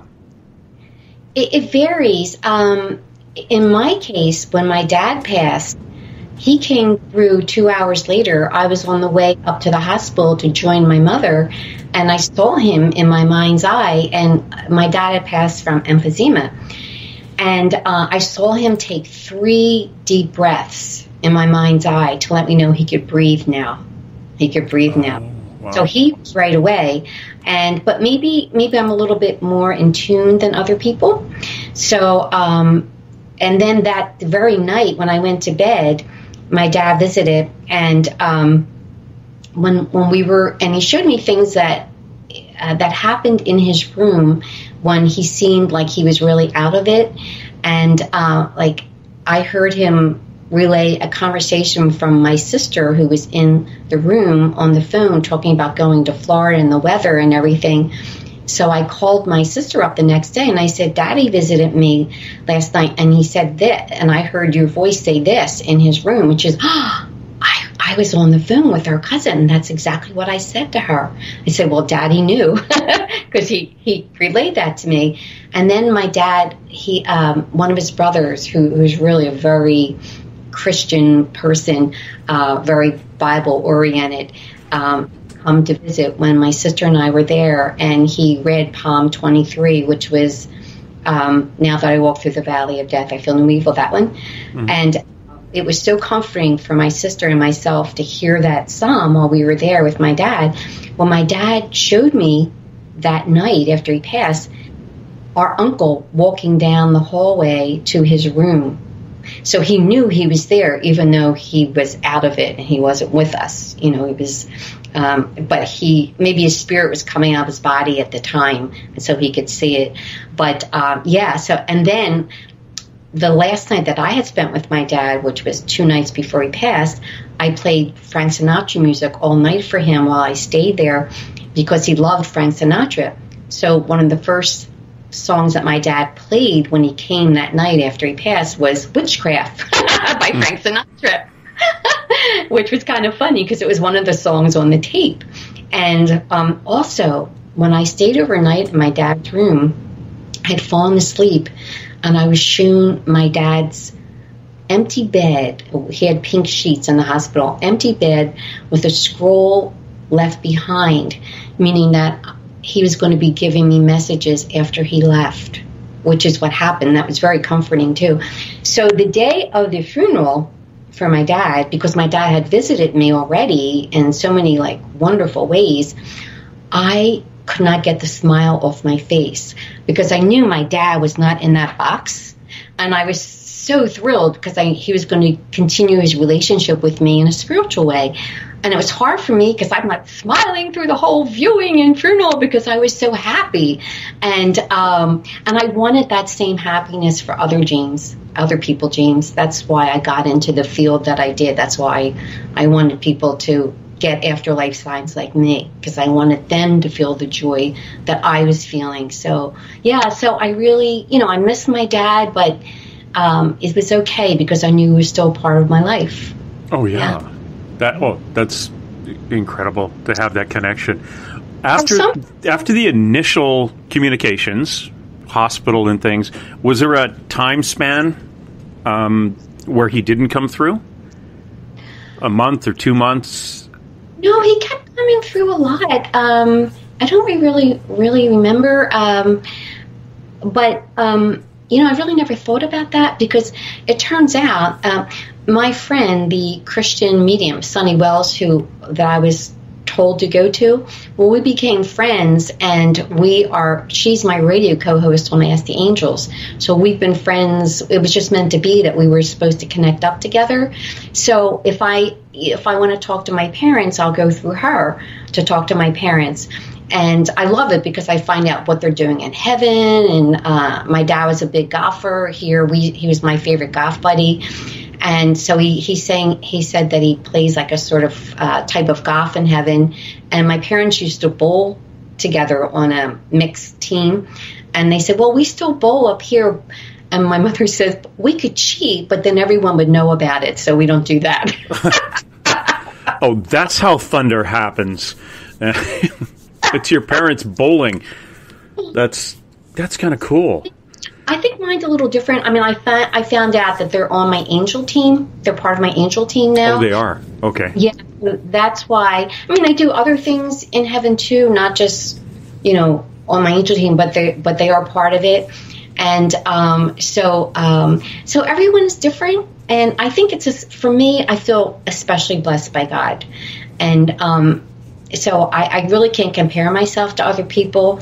But the bottom line is, if you're getting signs from your loved one, comforting signs, you know that they're safely in heaven with God, because they don't have those supernatural powers to be able to give us signs unless they are with God. So you can be at peace whenever you get a comforting sign from your loved one. And but they have like important missions to do in heaven. So you might have a dry spell where they're doing something, they want to just concentrate on that mission that they're doing, and then they'll come back and give us signs again. So it comes like in waves, just depending on how busy they are. Yeah, so, I had a friend that didn't come through for months, and when he did come through via a psychic, he was with a guide, and the guide was there making sure Gordy didn't give up too much information, because he was still on the learning curve of how to of his schooling on the other side. And I asked the medium, I said, is it like school? And she says he's laughing right now because he says it's more like going to college. So that was a little bit different. It's it's always been my understanding that you kind of go through a bit of a education once you get across. Yes, it's like an orientation, and then you're always on a learning curve when you're there, because there's just so much to know. Now, I remember I think I mentioned to you about my brother-in-law, my husband's brother, who was a priest. Mm-hmm. And he passed in 2010, but when he would come down to visit, we would go out to lunch together, and I would tell him about my spiritual experiences, but priests aren't really, they're not instructed about this in the seminary, and so they're very weary of any spiritual contact that you get. But I knew how, because of my friend Sunny Wells, the Christian medium, and her angels explained to us how you protect yourself and never take anything for granted. And I knew how to do this. So I would try and explain that to him, but I would always end up crying, because he would make me feel very badly, and yet the messages I'm getting were from his parents at the time. So I said, we have to agree to disagree on this, Jack. Yeah. And so when I came out with my first book, I was a little afraid to tell him, because I thought, well, what's he going to think? I mean, and I was on some TV shows, and I thought, well, it's going to get back to him, so I better tell him. And I was really surprised. At this time in his life, he was in a retirement home, and he was really proud of me, and he started selling my books to the other priests in the retirement home. Oh, wow. To me. So I thought, oh, wow. And then, like, a lot of the nurses would come in when I'd go to visit him, or my husband and I would go visit him. They'd come in and they'd tell us their stories in front of him, which was very validating, and how comforting it was that they were getting afterlife signs. But here's the thing. After my brother-in-law passed, which was in 2010, I got to talk to him through my friend, Sunny Wells. And he talked for an hour and a half straight to me. And he was saying that he should have... and when the first thing he said was, James, get this. He says, well, I guess I owe you an apology, Chris. I should have investigated what you were trying to tell me about the spiritual contacts and everything, because once he got on the other side and they explained to him, this is the work that she's supposed to be doing, and Sonny and I are in this together, and he was saying that it was the work that we're doing, as he said, was as important as his work as a priest. And so it was really so nice hearing him apologize, because he used to make me cry. He didn't mean to make me cry, so it was really, really nice. And he was saying that he's still teaching in heaven, and he's teaching the word in heaven, and he's on a level with other clerics, and he has a lot of busy work, but of course he loves being there. So yeah. In fact, when they had his viewing, I was sitting in church, and all of a sudden I had a vision of him being with Jesus, and it was so sweet to have that vision of him, which I could tell my husband about, and it was really, really nice. Yeah. So it's been my experience that depending on your religious background, some priests would believe these entities that we come in contact with, that most likely are our loved ones, are demonic and a trick of Satan. Right. And it was really hard for me to understand why Satan would trick me by having my mother come through and giving me nice information and patting my head and moving away. Okay, that was a pretty evil thing to do, Satan. What are you doing? So how can that possibly be? Because this is what they do. They try and exploit, like, your pain, for instance, or give false information. And it's not unusual for them, especially in your dream state, to impersonate a loved one. For instance, I was getting, one night I got a dream of my dad, and he was in an old bedroom that I used to, from an old house, and he was bleeding, and someone was pulling skin off of him, and it was a very disturbing dream. And so I said to the person who looked like my dad, "Are you of God?" And the next thing and this was in my dream state, because, like I said, I'm very aware of this, and so I'm able to do it in my dream state. And he said, "No," and then he disappeared, and so did the other ones, because they were caught. And then one time, so they try and exploit your vulnerabilities. If you're someone who's really grieving and in pain, they'll come and they'll act like they're angry at you, and they look like your loved one, or they'll act like they'll be with someone else, like another person, in a loving way, which makes you feel jealous and hurt. So anything that comes in your dream that looks like your loved one, but is causing you pain in any way and not comfort, is not your loved one. And that's their goal, is to keep you down, to keep you hurting. Instead of, when God sends your loved one to you, it's for the purpose of bringing you comfort and love and peace. And if that's not happening to you, you have to wipe that out of your mind, and you have to be really sure that you're asking for God's protection before you go to bed. I remember one night before my dad, 2 years maybe before my dad passed, I had this visit from a spirit that looked like my dad. I was in that half awake, half asleep state, and that's when it's easiest for them to visit me. And he said, I just died. And so I thought, oh my gosh, my dad just died, which would not be unusual because he was a sickly guy. So I thought, well, do I call my mother in the middle of the night? I said, no, I'll just wait till the next morning. So I called the next morning and I said, oh, hi, Mom. And she's acting like everything is normal. And I said, well, how's Dad? She said, oh, he's fine. Well, you see, this was an impersonator that was trying to upset me that my dad died. So, yeah, they use that trick, James. They do use that trick. So, okay. Yeah. But in that case, you saw that was not meant to give me comfort. That was meant to hurt me. Yeah. And that can really differentiate. Okay. I was just curious about your feelings on that. One of the other common afterlife signs is you have down number 3 is pets. How does a pet communicate?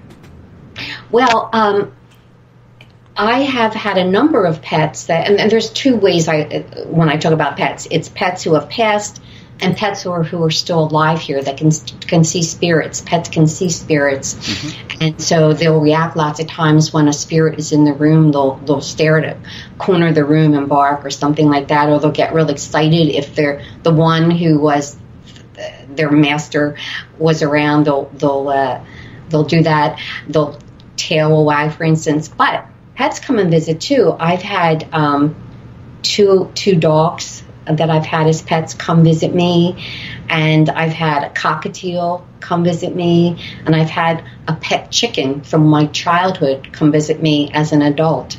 So they do come and visit too. And it's really wonderful.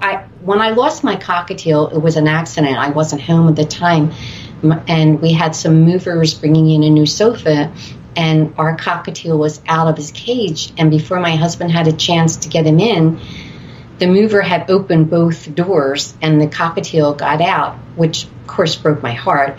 And I was looking for him for months. And I did see him the next day, but he wouldn't come out of a tree, and he finally flew off. But anyway, it really broke my heart, thinking of him out there all alone and everything. And so about 3 months went by, and one night I was lying in bed, and I saw my cockatiel, and there was this banner, and it said, "Don't grieve for me." And I knew he was in heaven. He was showing me that he was safe in heaven. So that was very, wow. Yeah, exactly. Okay. And then, I'm going to slow you down on that point, because we're coming up to the 7-minute stretch where we're going to take our break, top up our teas, and stretch our legs. But everyone else who's listening has to listen to these commercials. You're not allowed to leave. Okay, I'm just kidding. We're going to be back with more about the after-death communication, because I'm finding this very interesting. In fact, I'm finding myself not wanting to ask any questions because I'm just listening. We're with Christine Duminiuk, and she can be found at home, but her website can be found at ChristineDumaniuk.com. So go find out what she's all about and what we're talking about, and read along with us. And we're right back after the 7-minute stretch.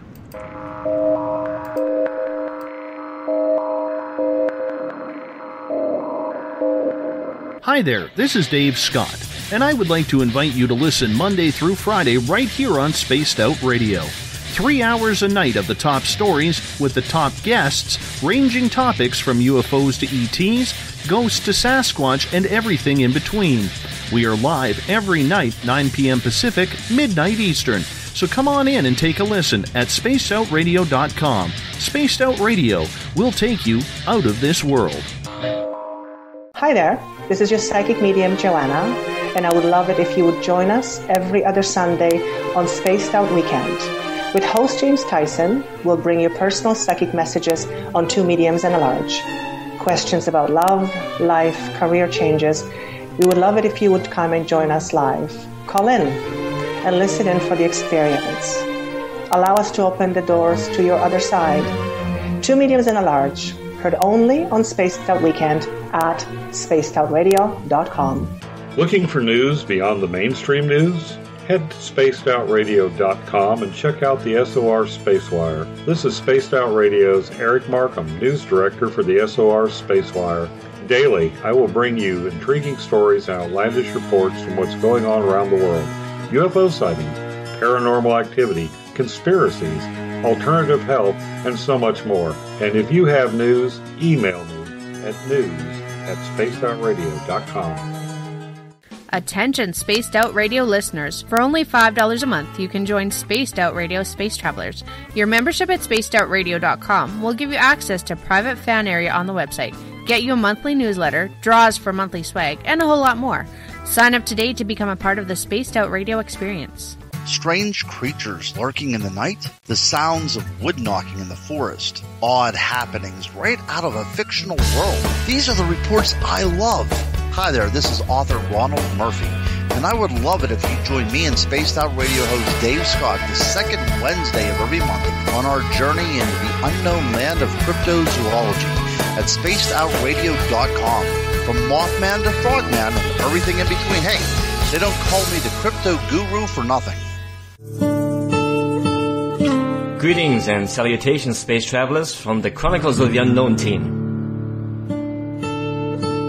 What is Chronicles of the Unknown? I keep hearing about this thing. It's a new paranormal reality TV show based right here in beautiful British Columbia, Canada. Follow our team as we uncover claims of activity on the Caribou Gold Rush Trail. You can also follow us here every third Monday, where 2 members of our team will be available to answer your questions. We'll give you some equipment updates and some of our experiences on the road, right here on Spaced Out Radio. For over 40 years, the Purple Energy Plates have been delivering amazing results for their many customers. Inspired by the great genius Nikola Tesla, the harmony, healing, and energetic effects of the plates have proven over and over to be beneficial and often miraculous to thousands of customers. With their money-back guarantee and the many benefits, how can you afford not to get one? Check their site for daily specials and choose from their many energy products. You won't be sorry.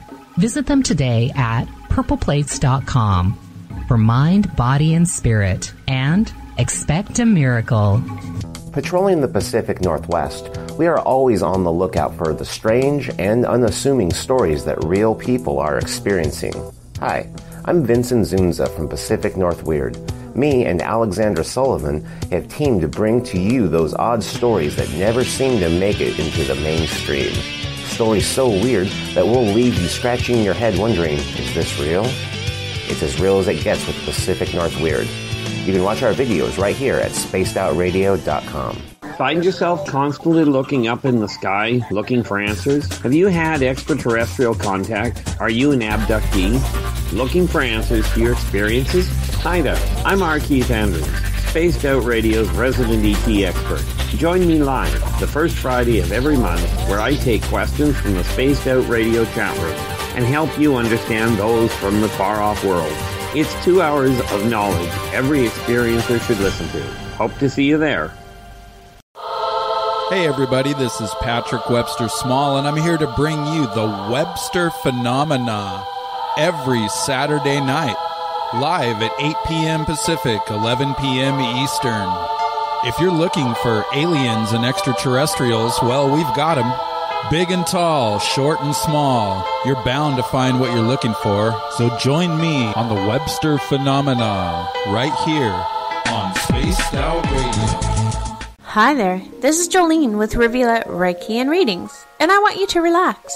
Let me help you chill out and get in touch with your body, mind, and soul. In this busy world, sometimes we need to let go, and this is where I can help. Visit my website, rivuletrndr.wix.com/rivuletrndr, or my Facebook page, Rivulet R&R, to set up an appointment for relaxation, Reiki, or readings, no matter where you are. It's time for you to make time for you. You hear footsteps in the empty room above you. A rocking chair begins rocking by itself. Don't be afraid of the things that go bump in the night. Reach for Spirit Storybox, the iPhone app the Huffington Post UK called the only ghost hunting app you will ever need. Spirit Storybox. The spirits are telling their stories. Are you listening? Every month on Spaced Out Radio, we look into the deep and dark reports of cryptids roaming around the world with me, Rob Morphy, from Cryptopia.us.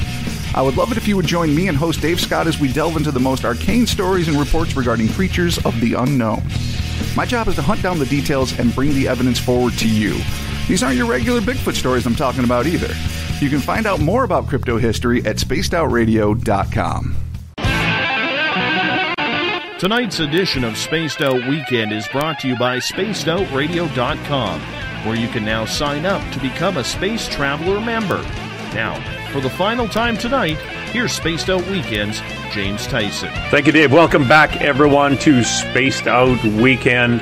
I am talking to my guest, Christine Duminiuk, all the way from way, way down. Well, okay, you're not way, way down. You're kind of across from us. You're out in the eastern, Mid-East, Central East? No, you're in the eastern part of the U.S., which is,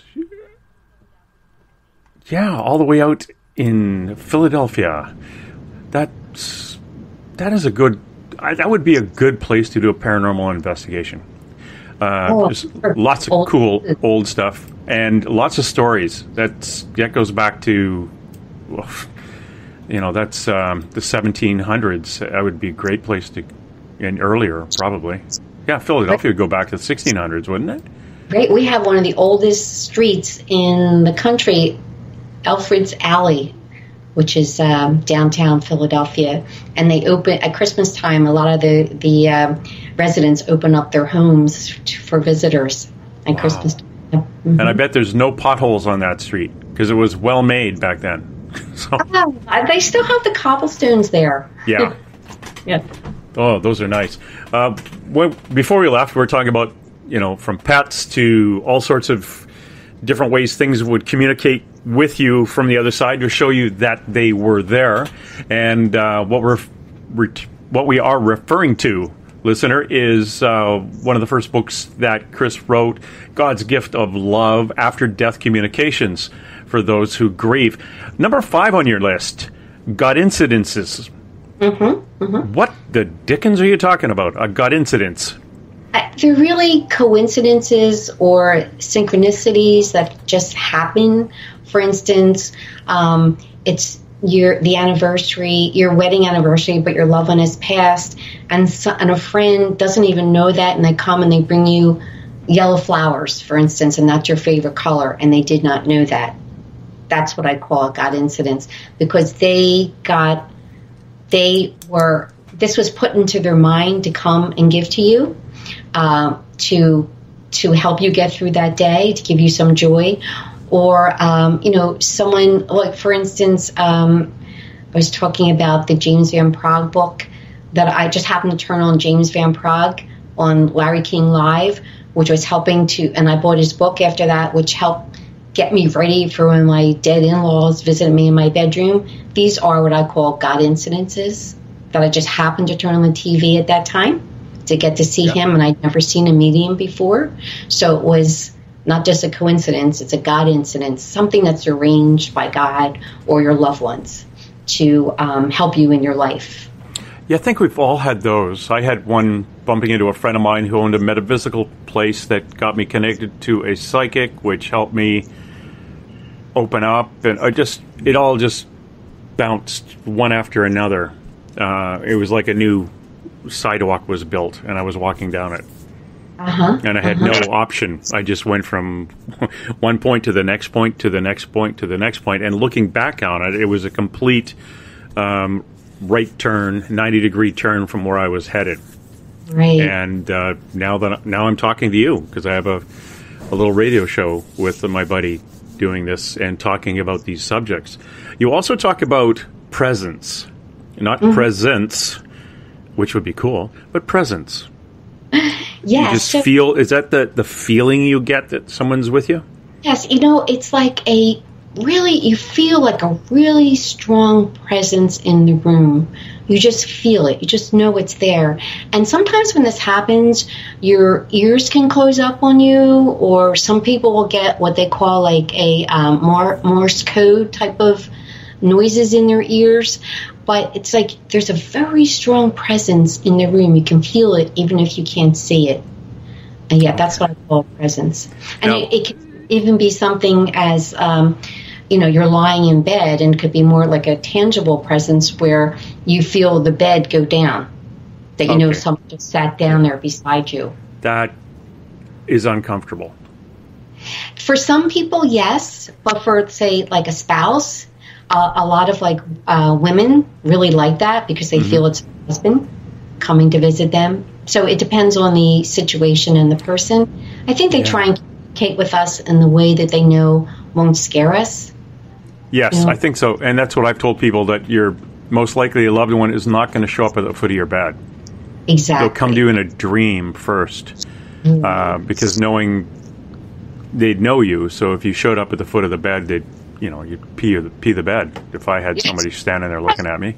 One of the things, number 7 on your list is sense, and I was relating this to you off air, but I think we talked about it in the show last night. Our psychic Paisley Town was at a paranormal investigation in a house where the spirit of the grandfather, who still kind of would show up in Grandma's room, had a really strong cologne, and not a good smelling cologne.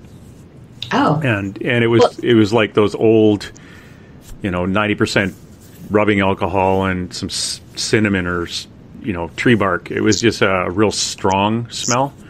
Is that what he wore though? When yes. He was, yes, that's what he wore. Connected, yeah. And so that's exactly what I'm talking about. And like, if someone say that your grandmother was a terrific baker, you might smell bread being baked bread around you, or the aroma of that, whatever they might have been noted for. I remember my mother had, after my dad passed, my mother was complaining that we didn't have enough flowers, and she felt like really sad about that. And I think she told people, oh, you don't have to bring flowers. And then after they didn't, she felt, oh, why didn't they bring flowers? So when my mother passed, when people said, well, do you want a donation or do you want flowers? I said, oh my goodness, bring flowers. She'll be at her funeral and she'll want flowers.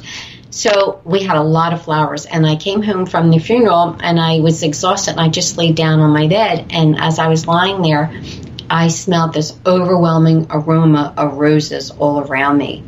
And I knew it was my mother thanking me for the flowers for her funeral. Oh, see, and that's a good connection, because usually the overwhelming aroma of roses is a sign of Mary. Oh yeah, or Saint the little flower, Saint Teresa, the little flower. Yeah, she was for her yellow roses, I believe. Mm-hmm. Yeah, that's there's a place in California, and I can't remember what it is. And it's very awkward to talk about places where I can't direct you to. But there's an arch, and there's a statue of Mary Magdalene, and when you walk through it, and there's no roses around, but you'll smell roses. Oh, isn't that interesting? Yeah. I love that.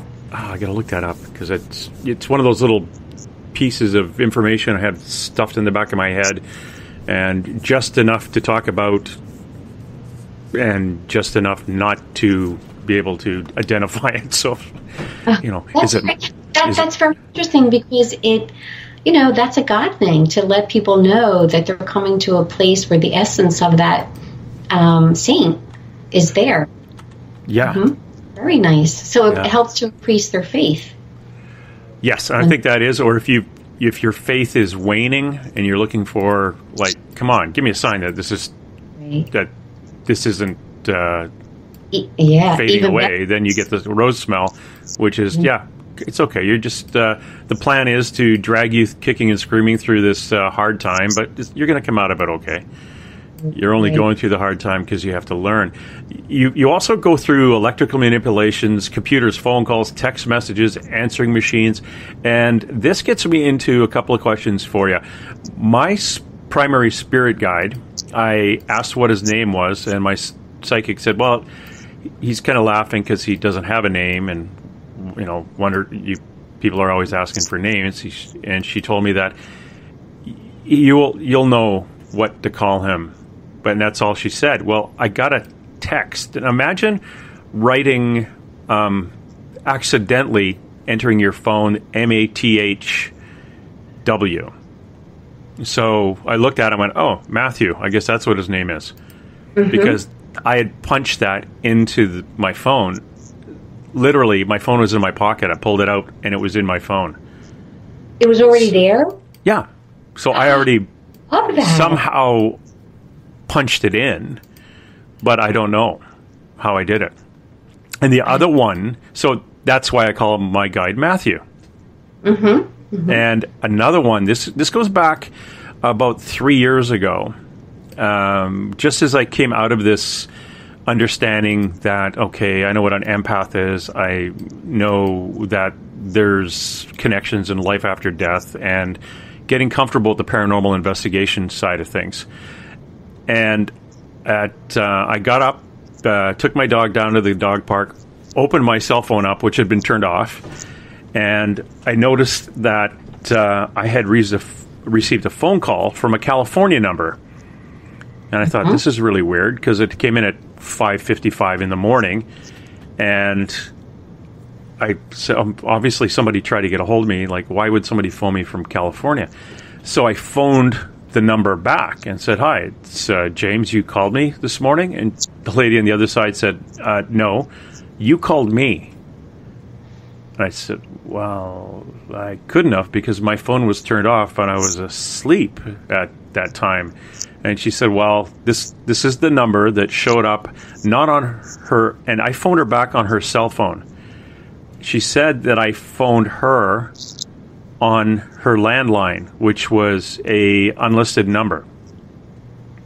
She also was a paranormal investigator in California. So I'm thinking, why would I phone a paranormal investigator whose number I don't know, and at 5:55 in the morning? And then she called me back, because when she answered the phone, it was just kind of mumble talk, and she didn't understand it. So she hung up, and then, oh, no, that's not right. She missed the call, saw the number it came from, called it on her cell phone. I answered it. It was all mumbo-jumbo, and she hung up. And on my phone, it doesn't show that I answered her call. It just shows that she phoned, that it wasn't answered. Right. So it just couldn't happen. We were talking about this for like half an hour going, this is really weird, because I'm a paranormal investigator too. You're a paranormal investigator. And I put it on my Facebook page. Hey, what are the odds of this happening? And I can't figure out how it connected. And somebody introduced me to angel code and the numbers, the 555. And that was the message for both me and the lady in California, that we were ascending and our lives we were becoming more spiritual.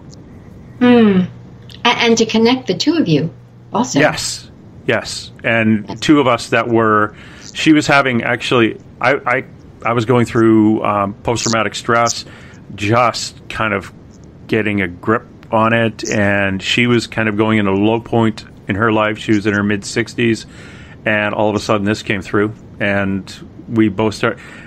And you couldn't figure out how the calls were made, because I had no call going out on my cell phone.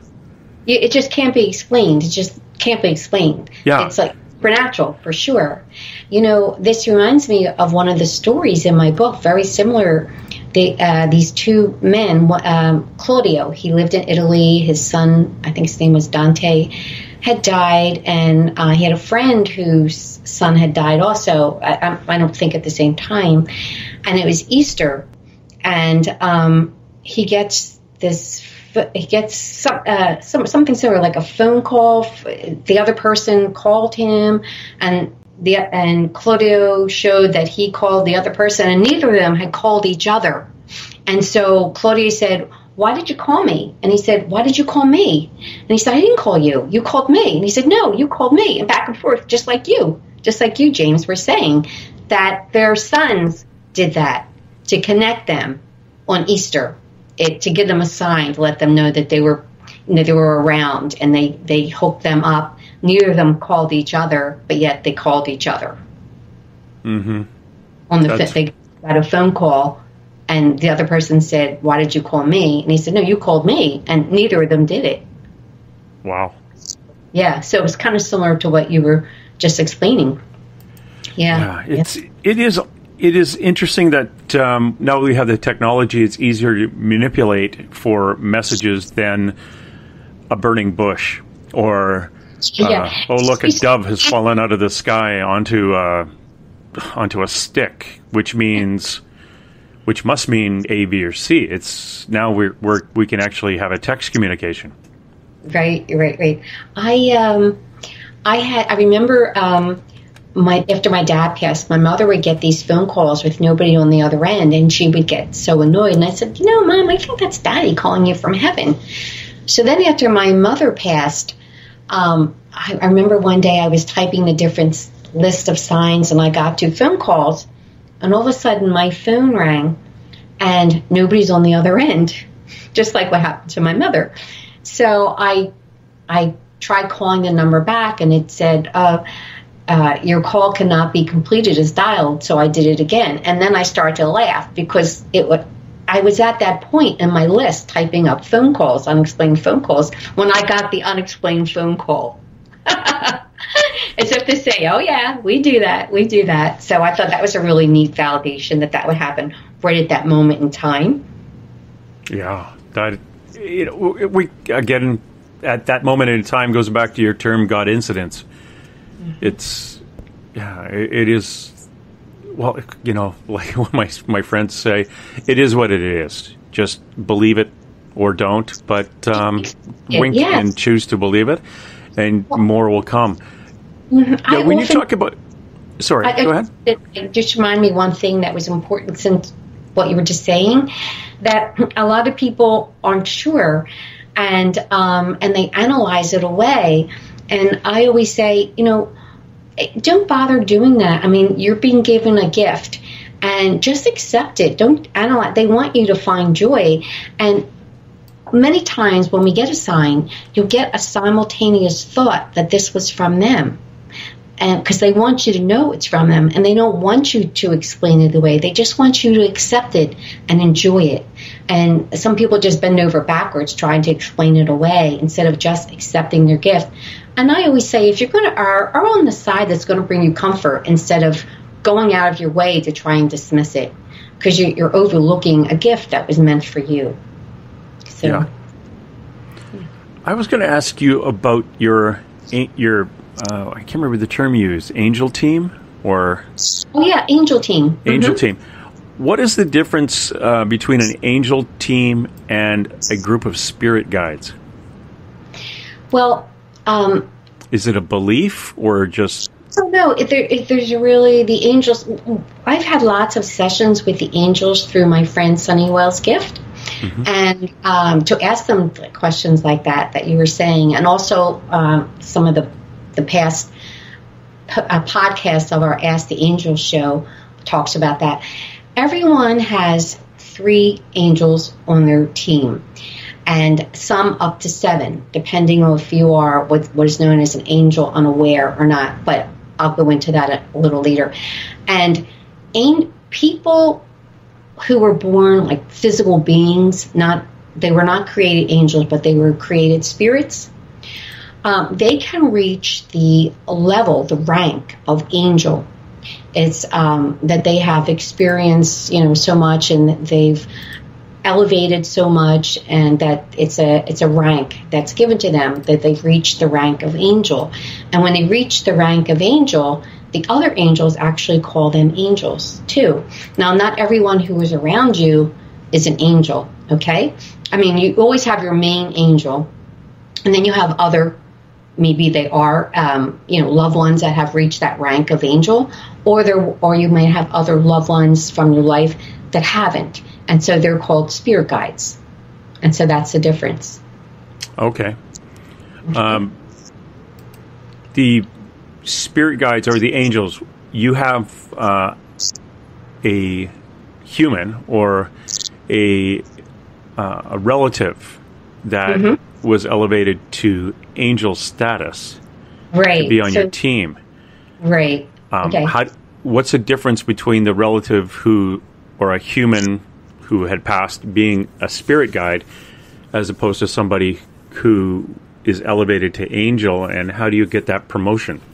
Because it's really from what you've done on Earth, and I believe in reincarnation, and it's like what you've done on Earth and different experiences that you've had that have brought you to be closer to God, and just your love and your learning ability, and all our experiences are meant to bring us to, hopefully, to higher elevations in the spiritual realms, where we actually reach the angelic realm. And then when you reach the angelic realm, you're actually residing on the angelic realm with the angels that were actually created angels. And of course, I think there's even more angelic realms, more higher and higher and higher. So the ones that haven't reached that yet, I mean, they can get those angel wings eventually in heaven too, but it's faster if you go through hardships and challenges on earth to reach those levels than it is if your life is like perfect in heaven. So that's the difference. Like my mother is an angel, but my dad hasn't reached that angelic level yet, and he said he will let me know when he does. So obviously he's going to be working on it there to get his angel wings. Okay. They see, yeah, it's kind of that conundrum that I have, what an angel is and what angel wings are. I see them as an energy, this great energy that if you were to show somebody 2,000 years ago a silhouette or show them this energy, they would put it into human terms and put a person in the middle of it with a round thing over their head and these things coming out the side that looks like wings. And if you had to draw it, this is what it would look like. A human with wings in a gown with a round thing on their head, because that's what our energy would look like as we get higher. We work our vibration higher up into, I think the higher the higher realm that you're on, the more light I believe there is around. Yes. So, yeah, it does. And I was been told that this is the fun part about the show. You get to hear all different people's opinions on what happens after you die, because we all want to know that. And or not all of us, but darn it, I do. I want to know what happens after I die, but I don't want to die to find out. That's right. It's a little bit of conundrum. But variant stories. One of the things is that I've been told that I'm in the last life in the fourth dimension.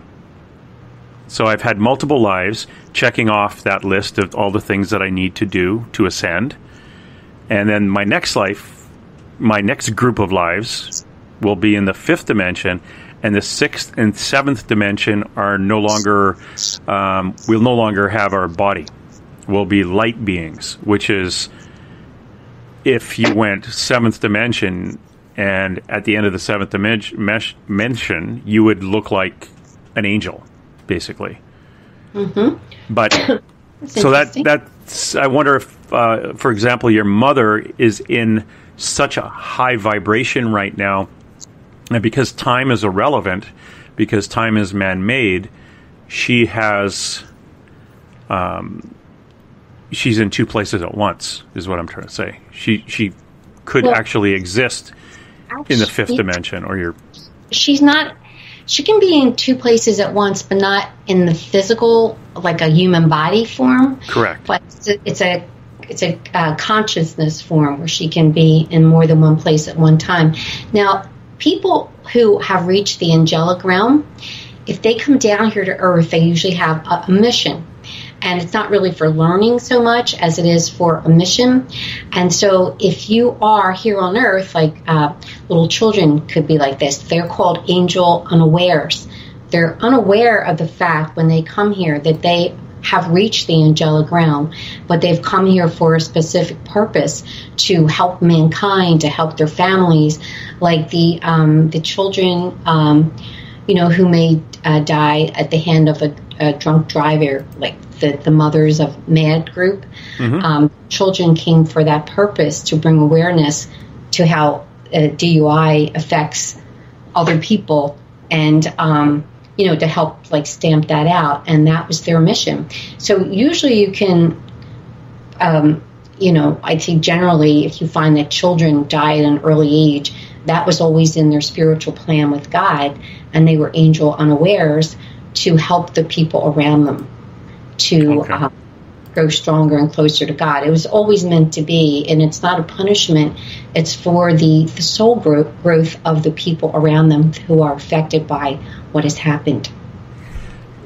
What when you talk about people, the beings coming back, the angels coming back, the loved ones coming back, we quite often in our paranormal group, in fact, I had one not too long ago, just a week or so ago, we had the person phone up saying, my nephew was staying here with his mom, he's 3 years old, and he walks around the house talking to an adult and smiling and nodding and carrying on a conversation and looking up. And my 18-month-old is now doing it too, is looking off into space and smiling and giggling and nodding like they're communicating with somebody. I wrote a book about this. Heaven Talks to Children. Yes. Yes, and the subtitle is Afterlife Signs, Spiritual Gifts and Loving Messages. And it's over 100 stories of children's experiences, which their parents have given me for the book. And it's so wonderful about kids. It's so cool. They're like little mediums walking around. Yeah. They just natural for them to see and hear spirits. The younger they are, the more they cannot differentiate a human being from a spirit. They think they're one and the same, and they'll wonder why. Well, why aren't you talking to Grandma? And and they get real upset because you're not talking to, and they're trying to explain it to you, and they get really frustrated that you're ignoring Grandma, for instance. And so my book is all about that. And there's a special chapter in there because people who are Christians and Catholics because of the belief system of their leaders, they don't always understand that these gifts are from God, and they're worried that it's from Satan. So I wrote it. So there's a chapter in that book called oh my goodness, it's about, I forget the name, but does the Bible permit spirit communication? And it gives really positive New Testament verses, scripture, that shows how Jesus and his disciples were communicating with spirits, but also how to test the spirit. The Apostle John tells us how to test the spirit, to not believe every spirit. And so there's really good information in there. I'm sorry, my husband will get that phone call. There's really good information in that book and how to safely nurture a child so they will know how to protect themselves, because sometimes not good spirits will visit them. They'll appear as monsters and creepy crawly insects and things to children when they're vulnerable and they're afraid. And I always, if you can teach a child just to yell out, help me God, or help me Jesus, or whoever you refer to, your divine source, it'll empower the child to see the change in the room if they just learn that. Just very simple. And then, it's a way to protect them and not have them afraid of the gift or afraid of spirits, and to get the word out there that there's nothing psychologically wrong with a child, because some professionals will think that if they're hearing from spirits and seeing spirits. And it's really to educate not only the parent, but therapists and teachers and all those who come in contact with children who are not seeing what a child is seeing, to know that it's a very common experience for that to happen. So they won't get misdiagnosed, and they'll be their gift will be encouraged by especially their parents. Oh, yeah. I had one of those incidents of the negative one when I was very little. My mother had a great big stuffed panda bear, and not a real panda bear that was stuffed, but the meat tastes marvelous. It's kind of like whooping crane. No, and it was a big stuffed toy, and it was at the foot of my bed. It stood up and scowled at me and started walking towards me. So I did what I would do right now and just hid under the blankets. But trying to write that off as a bad dream wasn't going to work. I saw that happen, and I swear I saw that happen. It never happened again. Well, because we moved it out of the room. But the room lightened up a lot after that, moving that out. Angels came in to protect you. See, you wonder why our angels are always on the alert to protect us, but they are on a higher realm than the earth realm is, which is denser. So the demons are, the bad guys are closer to our earth vibration. The lower vibration, yeah. So sometimes they will fly under the radar of our angels and they'll get through that way. But as soon as your angel recognizes that's happened, they'll swoop right down, especially for children to, to protect them. So yeah, that's what happened to you. Yeah, one through. Exactly. And maybe God let that happen and get through so you could see how the room you got protected, because you said the room got lighter, correct? There was no more negativity going on, but I look back at that now as thinking that God let that to happen, or Source lets that happen, because that's what I call God, Source, to basically shut down and for me to block my connection to the spirit realm until it was needed. And I hit the awakening in 2012. And I had to experience a whole bunch of crap going up until that point, which, like I say, I took that 90-degree turn. And what I experienced from a child to 2012, I could write 2 books on what I experienced in there. But maybe that was my path. And I had to be shut down at that point to the other side, to the psychic. And I've always said that children are wide open like little antennas when they're born, and eventually things get blocked when their parents tell them, "Oh, it was just a dream," or this is not a scientific way of thinking about it, or our religion forbids you to think like that. So we get all these bricks put up in front of us, which basically builds a wall. Or we're in such fear as children, we just block it out completely and ignore it, and eventually it goes away because we're not connecting to it anymore, or we're not open to that energy coming in. And so that's interesting. And in our case with the little kid, we just had the parents, and this is where I want to kind of use this as our jumping off point to Grammy Visits from Heaven, another one of your books, and again, Heaven Talks to Children. The client was concerned that there was a ghost in the house, and I said, that doesn't sound like a ghost. That sounds like a benevolent entity. And see, ghosts, for the difference, a ghost, or what we would determine being a ghost, hasn't crossed over, hasn't gone to the light. Right. They still have the same personality here that they had before they passed. Once you've gone over and you've gone through your training, and you come back basically with no judgment anymore. You're love and light, and you can come back and you have a mission. Because Lord knows we don't want Grandma showing up, hanging out in the bedroom while we're dressed up as penguins swinging from the ceiling. So but there's no judgment there. So without judgment, there's no frustration, anger, and obviously they won't judge. So they come back under love and light. So I said, what you need to do is get a whole bunch of pictures. Like I said, do you have somebody who's passed that you were very close to? Maybe a grandmother? She goes, my great-grandmother passed, and I was very close to her. So I said, put her picture in a pile of other pictures of people about her age. Take it to the 3-year-old and ask the 3-year-old if he knows anybody in these pictures. And he pointed at the great-grandmother and said, that's the lady who lives in Auntie's house.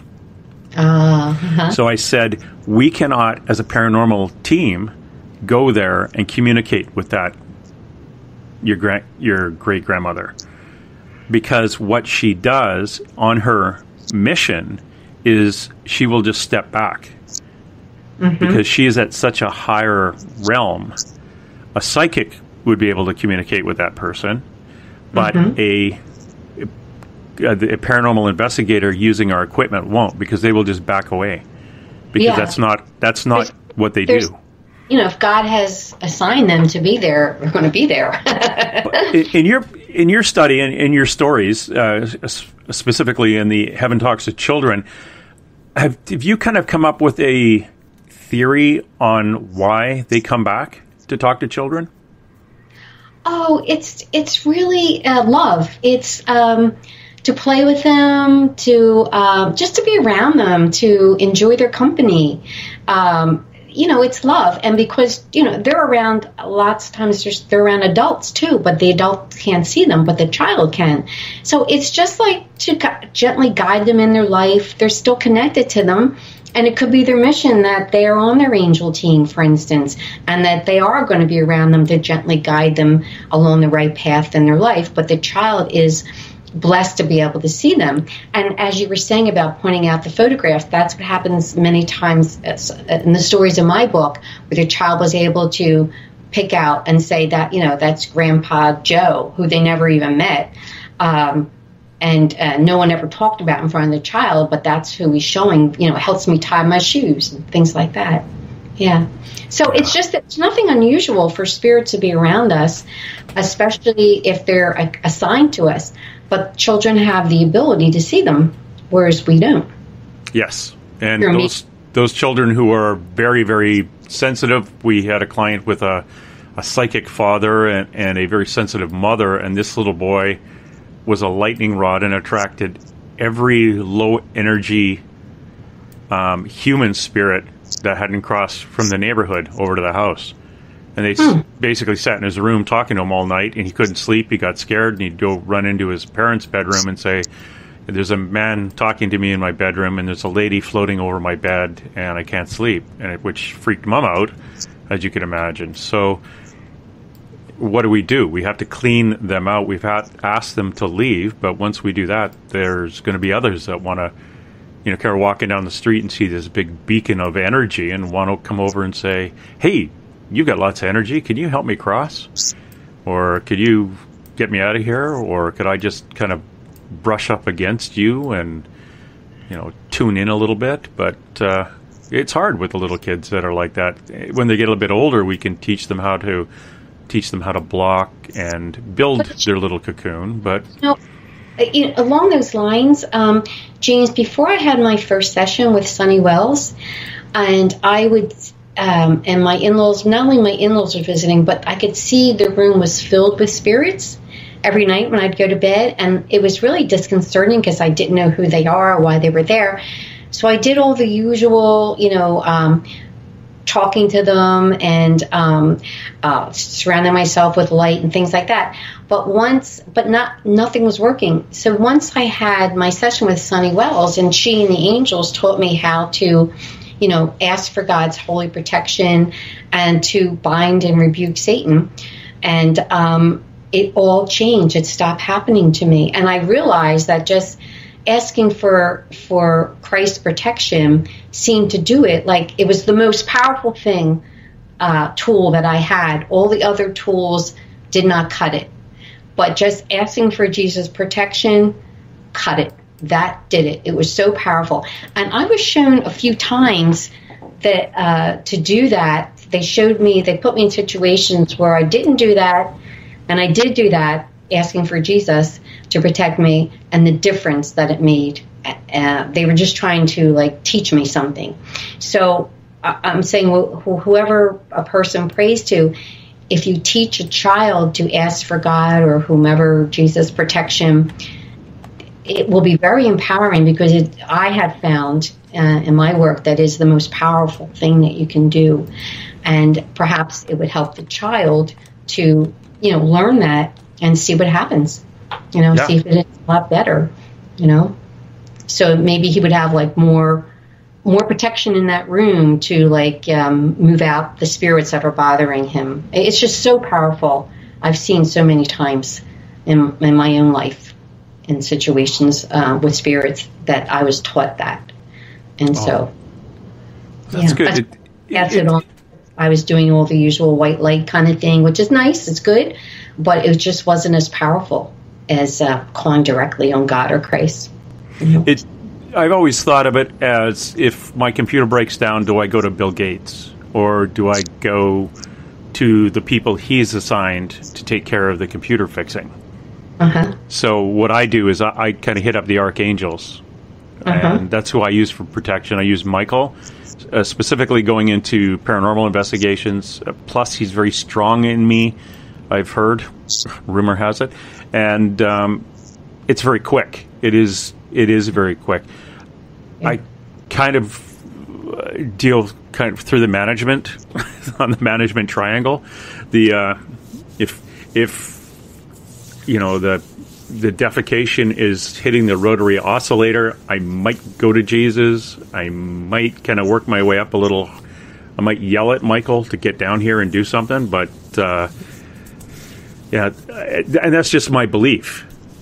Sure. I just let those guys, the higher ascended master Jesus, he's busy. He's got all his stuff. He's assigned things out to the archangels. God is kind of the main supervisor who maybe goes through the books once in a while. But I get that. But I always like to go to the top guy. I don't mess around with his VPs. I just go to the top guy and I hand it to him and let him send who he wants to send. That is my philosophy. That's my philosophy. And it helps bring me closer to God too, that way too, knowing that he did it for me because I prayed to him. It's just my personal thing. I like going to the top guy. I wonder if this is my wonder. I wonder if he's actually taking the call, or it's forwarded to one of the archangels who takes it, because they never tell you who's actually coming in. It's actually both. And from talking to the angels, like lots of times I'll ask them questions and they say, Chris, we don't know everything. We only are given things by God on a need-to-know basis. So and that's how it works. It's like the chain of command. And they don't tell us to pray to them. They always tell us, when I have conversations with them through Sunny Wells, to go to God, go to God, go. I can't tell you how many times they always defer to God.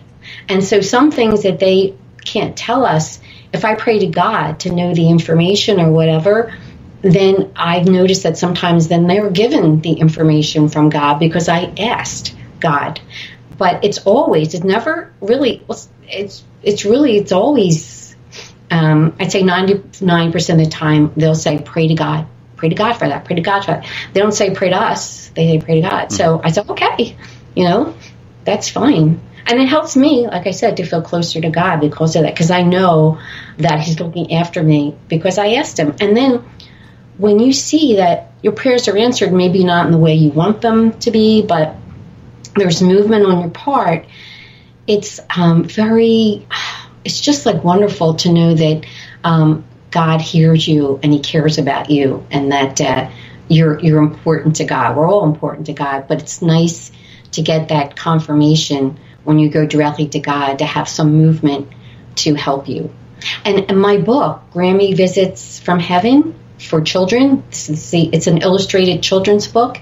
And the whole purpose of that, and this is my favorite book, James, out of all my books, because it simply explains like a relationship between a little girl and her grandmother, and then it explains, their grandmother explains that she's very sick and she's going to die, and the angels are in the room, and you see the angels in the room, and she said, but don't be afraid, my spirit that looks just like my body, except for it has a lot of light, will pop right out of my body and it'll go right to heaven with the angels, and I'll see Grandpa Jack, and so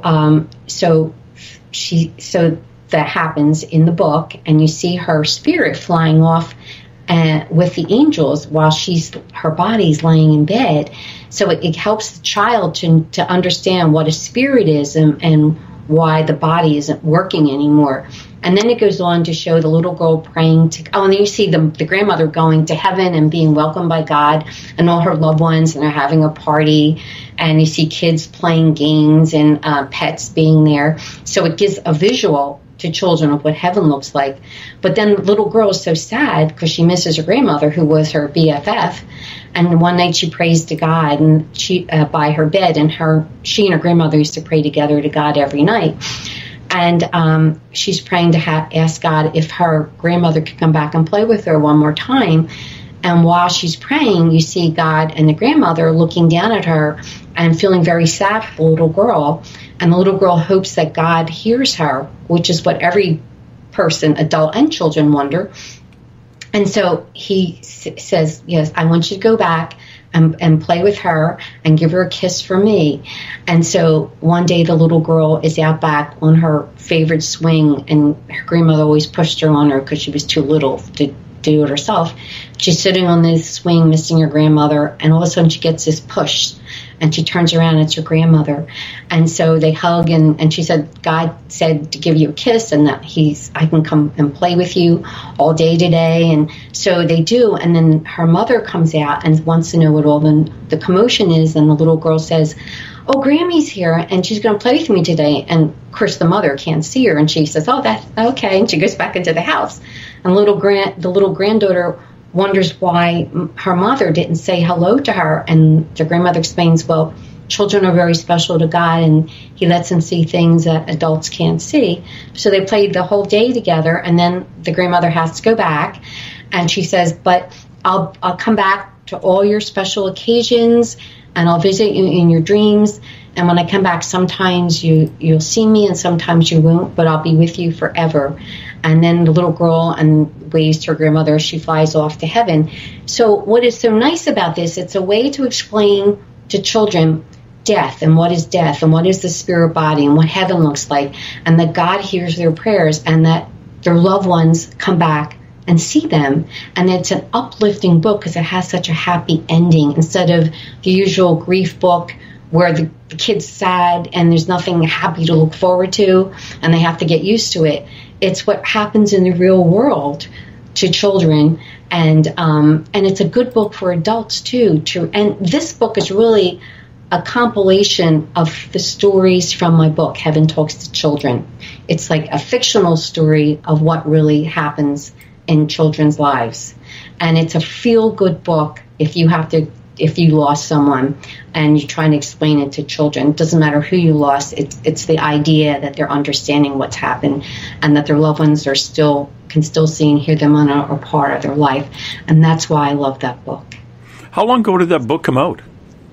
Last year. Oh, so it's a relatively new one. Yeah, mm-hmm. Nice. And of course, the listener, if it goes over, listener, you are it. If my listener goes to your website, you can go to Christine's books, and they're available all over the place. Page of my website also, so all my 4 books are there, so they can just click it on, or they can just go right, and it'll take them to Amazon. Mm-hmm. But yeah. Uh-huh. So get their malaria shots. Oh, it won't take them to the Amazon. Oh, you've also got your meditation CD on there too, and some your grief diaries. Now, what are grief diaries? The Hello from Heaven.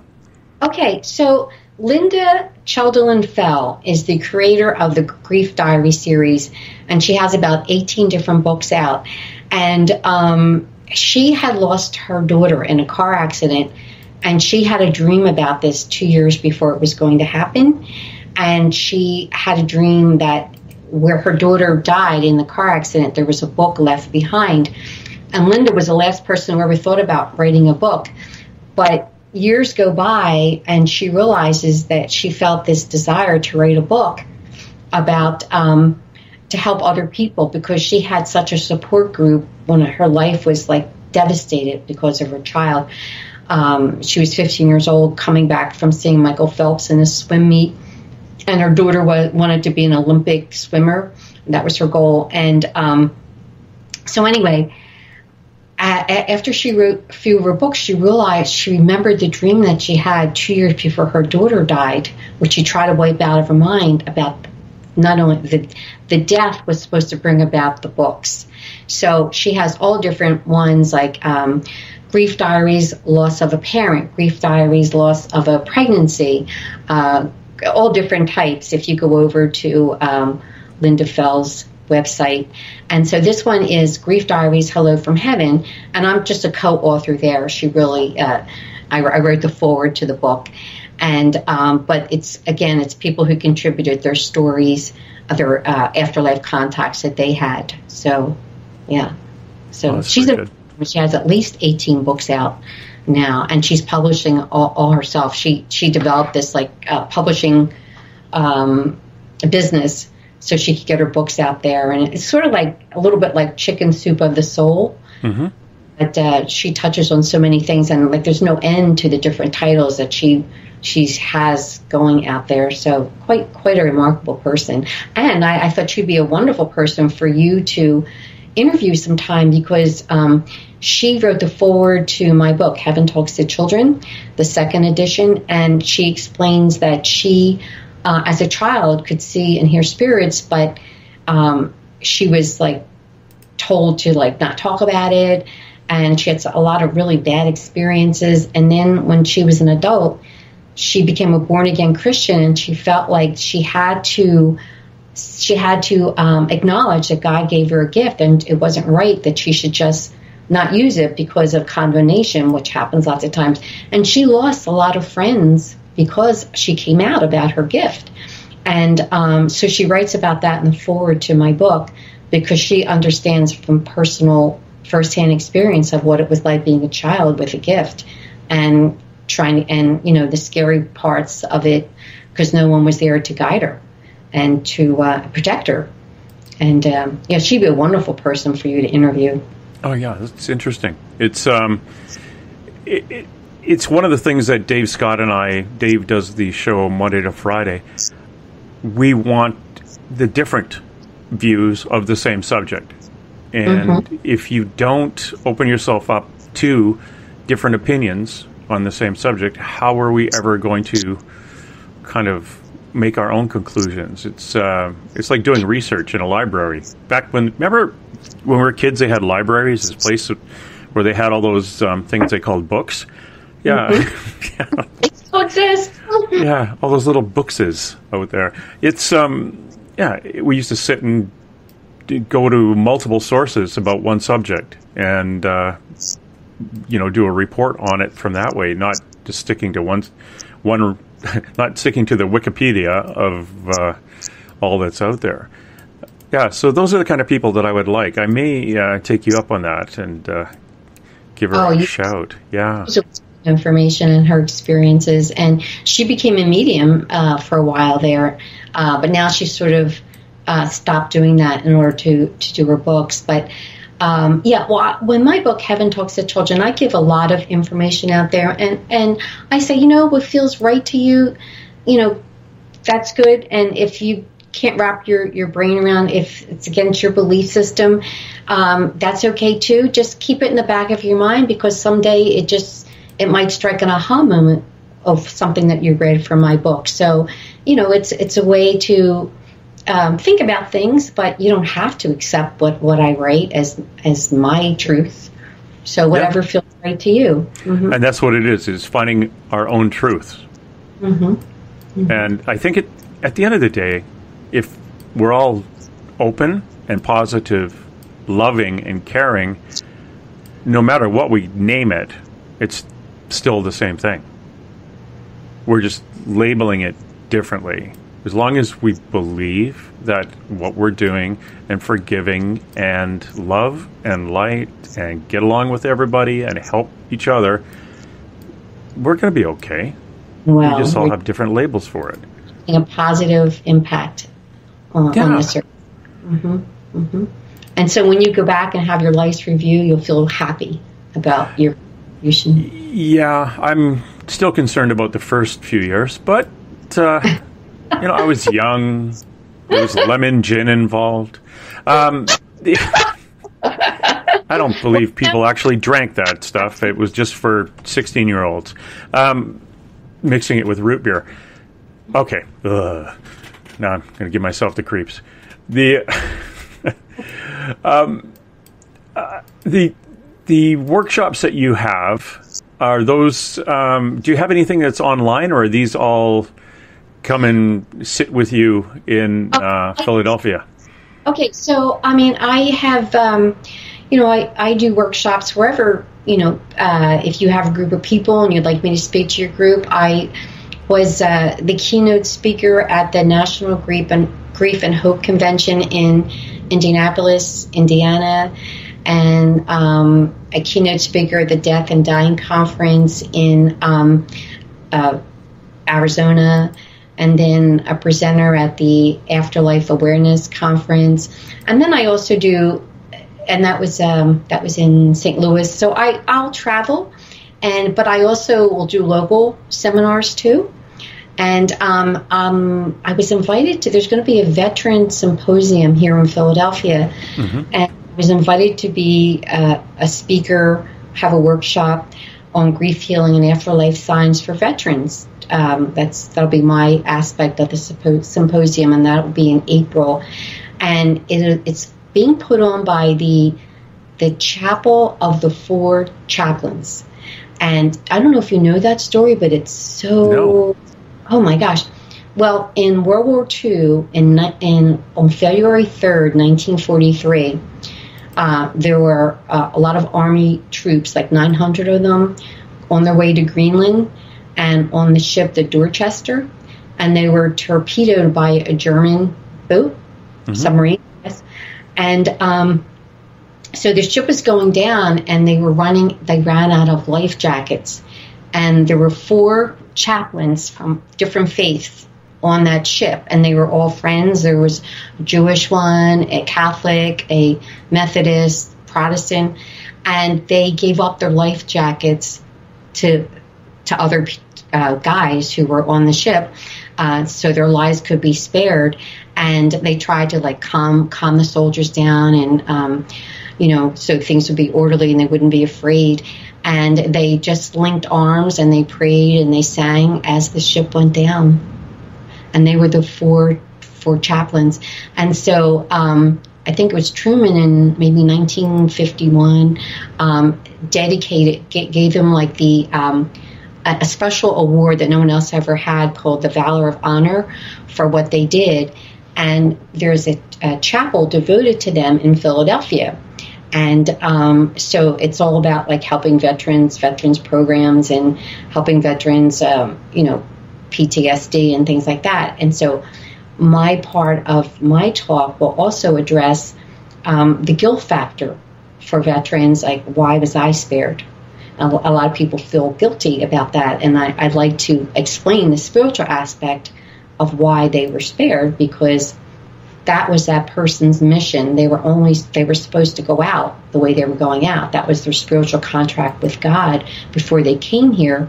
And others had different spiritual contracts, and they still had work to do, and will be called home when their lessons are learned and their missions are finished. So there was a reason why they were called home. Theirs was done. That's what they signed up for, even though they don't remember that when they're here. And when people understand that, it just changes their way of thinking that their life really has purpose and meaning, and you're not supposed to feel guilty about something that was already, agreements are made with God when you came here to earth. You're supposed to make the most out of your life, and everyone has a purpose. And so that'll be part of my talk too.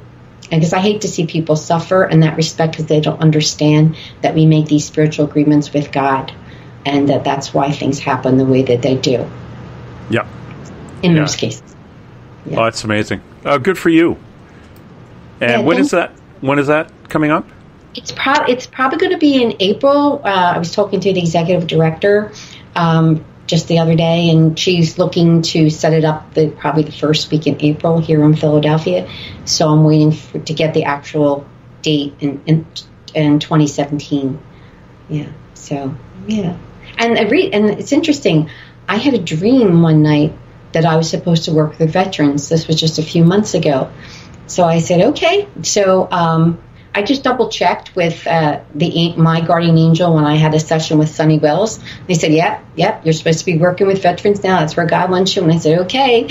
And so then I started to make contacts of who knew, people that I knew in the area that might have contacts that would be on the spiritual aspect, because, we live in a very PC world, and especially in the armed forces nowadays, it's difficult to even mention God. So I was looking for the spiritual aspect, and I was led to this particular person because, you're dealing with chaplains, right? Yep. And she deals with chaplains all the time. So there would be a mindset that it's okay to talk about God. And so that's why I connected with her. because it would be the right venue where you wouldn't be forbidden, that you might offend someone if you mention God's name. So, yeah, well, right, and if you think about it, whether it's paganism, one of our really good friends, our radio show who has a paranormal group in Washington State, is a pagan, and Army veteran, post-traumatic stress, but a wonderful, wonderful guy. And if it wasn't for his belief system, I think he'd be right off the rails. And there's pagan military associations in the U.S. Paganism is growing right through the U.S. Army, just because it's not everybody's a witch or a wizard, but it's a more spiritual side of things. And it comes back to that whole thing, as long as you believe and you do things for good and not bring negative energy around other people, do what you want, as long as there's a belief. Yeah, so do this group, the pagan group, do they believe in a creator? Yeah, some believe in a creator. There could be a god or a goddess, whether they're Norse, Druid, shamanism, old religion, old earth religion. These are different names it's actually known: shamanism, Druidism, earth religion. But basic Wicca is a recognition of the nature worship of tribal Europe, strongly. And it was influenced by nature back then and the tribal peoples of the time. What's, in the last 1,000 years, or actually not even 1,000 years, maybe 700-800 years, we've been in North America. But before that, it was, again, based, the First Nations people here, or the American Indians, based their religions on nature. So it's just kind of getting back to the natural belief. The basic beliefs, the sacred as immanent in nature, often personified would be like Mother Earth, Father Sky, and there'd be the deities would be gods or God, but there's always going to be one main energy source. They don't worship or believe in Satan, the devil, or any similar types of entities. Satan was like the symbol of rebellion against the inversion of the Christian and Jewish traditions. Wiccans do not revile the Bible. They simply regard it as one of those a mythic system. So it's interesting. I watched a commercial on it, not a commercial, a little news clip that had the U.S. What do you call those guys? You just used the word.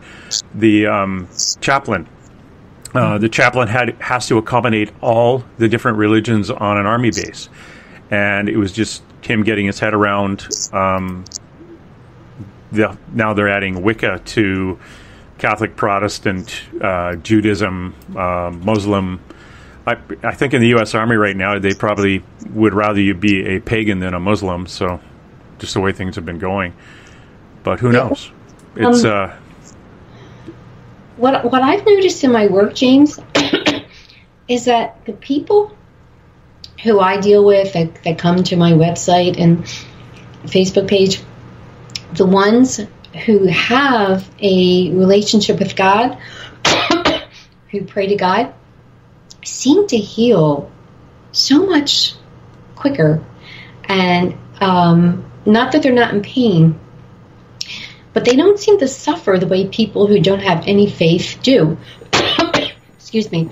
And it's quite amazing. It's really dramatic. The people that have faith in God and ask Him to get them through a very difficult time, they just seem to do so much better. It's quite striking. And in my own case, I found that to be true. I remember after my mother passed, and it really hurt because now both my parents were gone. And sometimes I felt like I couldn't breathe. So I came up with this prayer that just came to me. And every time I felt that pain, this was my little prayer. I said, Jesus, please replace my heart's sorrow with your joy. And every time I said that prayer, I felt better and better and better. And in 2 weeks, James, it was like a miracle. That pain that I was feeling just left me, just was gone. Now, it's not that I didn't miss my mother, because I did, but that pain that I was suffering, when I said that prayer, I thought, I know God wants me to be happy. And I know my mother wants me to be happy. And I wanted to be happy. And because my natural state is I'm a happy person. I just have these happy genes. And I wanted to be back to that state again, especially working with people who were grieving. I wanted to be happy. And after 2 weeks, James, it was like a miracle. It was like he replaced my heart's sorrow with his joy. And that just left. So I just can't. I like to pass that along to people. If you would, give it a try. What can it hurt to give it a try? Oh, it hurts nothing. I preach up and down on the forgiveness thing, just going through everything that you've ever bumped into that was negative to you in the past, and remembering the incident and the person, and just in your mind, just say those 3 words, I forgive you, and then move to the next one. You don't have to put any weight on the words. Yeah. And it took me 6 or 7 nights, and it was all gone. It was all on them. It wasn't on me anymore. Yeah, and you know what, James? A lot of people believe erroneously that if you are forgiving, you're condoning, but you're not. It's just, you're not condoning bad behavior. And what you're doing is just letting it go and forgiving the person, and just letting it go and not let it eat you up anymore. It becomes toxic to you to carry that around. But that doesn't mean you've condoned their actions. It's just letting it go by forgiving. Yep. Yeah. Learn from the incident. Don't forget what you learned. Just remember, it's not about you. It's about their issues, and put it back on them. Yeah. They have their own. They're going to have to forgive themselves, which is I always find hard. I can't even. The forgiving myself is supposed to be the easy one. I always think it's easy to forgive everybody else. It's hard to forgive me. It is. Yeah. Well, I know we're getting near probably the end of the show. Oh, no. We were near the end of the show 10 minutes ago. Oh, well, just give a little tip to your viewers, or not your viewers, your listeners. A lot of people want to know how they can get an afterlife sign from their loved ones. And for me, I found this to be very helpful. It's a 2-step process.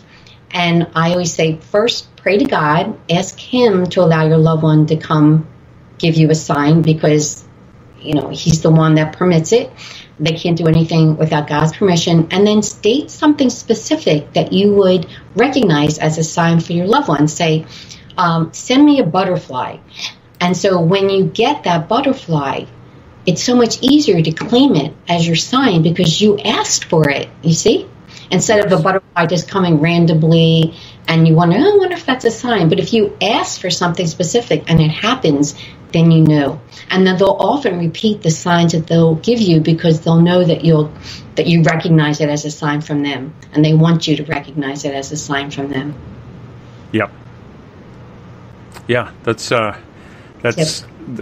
best way to do it is to provide yourself an image for the sign, or you'll be looking at every leaf turning and every bug crawling, wondering if that's it.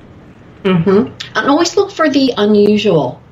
It's usually something that's peculiar that happens that will get your attention and you think fine. My friend's partner had his father pass, and in the weeks after the father passed, it was this time of year, very, very cold on the west coast of Canada, and he was thinking about his dad. He got out of the car and he stopped, and he looked at the car, and there was a butterfly on the hood of the car. Oh. That butterfly is way out of season, and it just sat there, and he put his hand out. He was standing in front of the car, and the butterfly took off from the car and landed on his hand. Oh, that's so beautiful. I was waiting for her to say, and then he squished it. But but that would be, the sign of signs. Oh, a butterfly out of season, and then opening his hand up and having it fly to him. Amazing. That's a beautiful story. It reminds me of a beautiful one about a dragonfly, a story that's in my book, God's Gift of Love, After Death Communications, where this woman had lost her son. And one day she came out and a dragonfly flew right where her heart would be. Mm-hmm. And he just stayed there for about 20 minutes. So she went inside to get her camera, and he stayed there. And she went back outside, took a picture, and it stayed there for another 20 minutes, and then it flew away. Wow. And she knew it was her son. Yeah. And dragonflies are a very common a way of bringing a spirit from the other side to communicate with you. Opening a door and having a dragonfly fly in and then fly around the room. Well, you'll be interested to know that the angels explain to us that our loved ones can briefly co-inhabit the bodies of butterflies, dragonflies, insects, animals to be near us. And so that's something that God allows. I'm not saying they reincarnate it. I'm just saying for a brief period of time, in order to be close to us, they can briefly co-inhabit. So, it's even more than you think that they're just opening, it's from what I understand, it's them for a little brief period of time. In fact, I asked my dad about that one time in a session with Sonny, and he said, I said, how long can you do that for? He said the most he ever heard of anyone being able to do that was 24 hours. So it's usually less than that. Wow. Yeah. Mm-hmm. Well, 24 hours, that's a good amount of time. Yeah, it really is. Yeah, and like if your pets are acting, more lovable, more cuddly, you have to think that a loved one is co-inhabiting that animal to be near you. Mm-hmm. And they're usually more peaceful, more loving when they're around like that. Yes. Wow, this is good. This is good. And I want to thank you for dropping by, and remind everybody, if you go to Christine Duminiuk's website, I'll say it perfectly once you're gone. Christine Dumaniuk's website, you can see the different books that she's written. Again, Grammy Visits from Heaven, Heaven Talks to Children, Afterlife Contacts, Spiritual Gifts and Loving Messages, God's Gift of Love, After Death Communications, and she is a co-author of the Grief Diaries, Hello from Heaven. Christine is also a certified reflexologist and a certified energy healing practitioner. She has volunteered her time and skills to hospice and cancer patients, for women in crisis, pregnancies, shelters, and for women transitioning from substance abuse shelters. Again, thank you very much, Christine, for taking your time with us. It was such a pleasure, James. Thank you so much for having me. I really appreciate being on your show. Oh, this is great. Again, I love your take on things, and I love your energy and how Spirit works through you. It's absolutely amazing. God bless you, James. And you too. And I want to thank everybody for dropping by, especially those people through 107.7 FM in New Orleans and all their listeners around the globe. And for you, my listener, in our chat rooms at SOR Space Travelers and on Spreaker. And until tomorrow night, please keep an open mind. This is our last goodbye. Young hearts will stop. Torn souls set free. All that we have is now. If this is what you want, then come to me.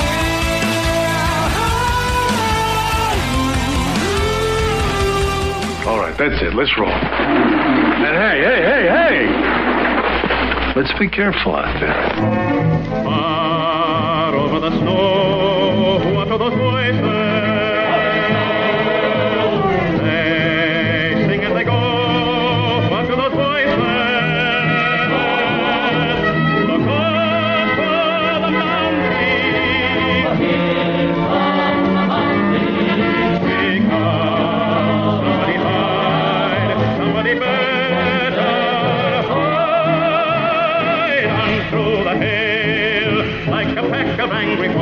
on the trail. We are after you, dead or alive. We are out to get you, dead or alive. And forget yourself. If you're the one, better run away. Son, you are done. Throw your gun away. Here come the Mounties to get the man that are now. Run through the hail like a patch of angry wolves on the trail. Dead or alive, we are out to get you, dead or alive. If you're the one, better run away. Son, you are done. Throw your gun away. Here come the Mounties to get the man they're after. No! I see dead people. I'm sorry, Dave. I'm afraid I can't do that. Dave's not here! Headline edition, July 8, 1947. The Army Air Forces has announced that a flying disc has been found and is now in the possession of the Army. Army officers say the missile, found sometime last week, has been inspected at Roswell, New Mexico, and sent to Wright Field, Ohio, for further inspection.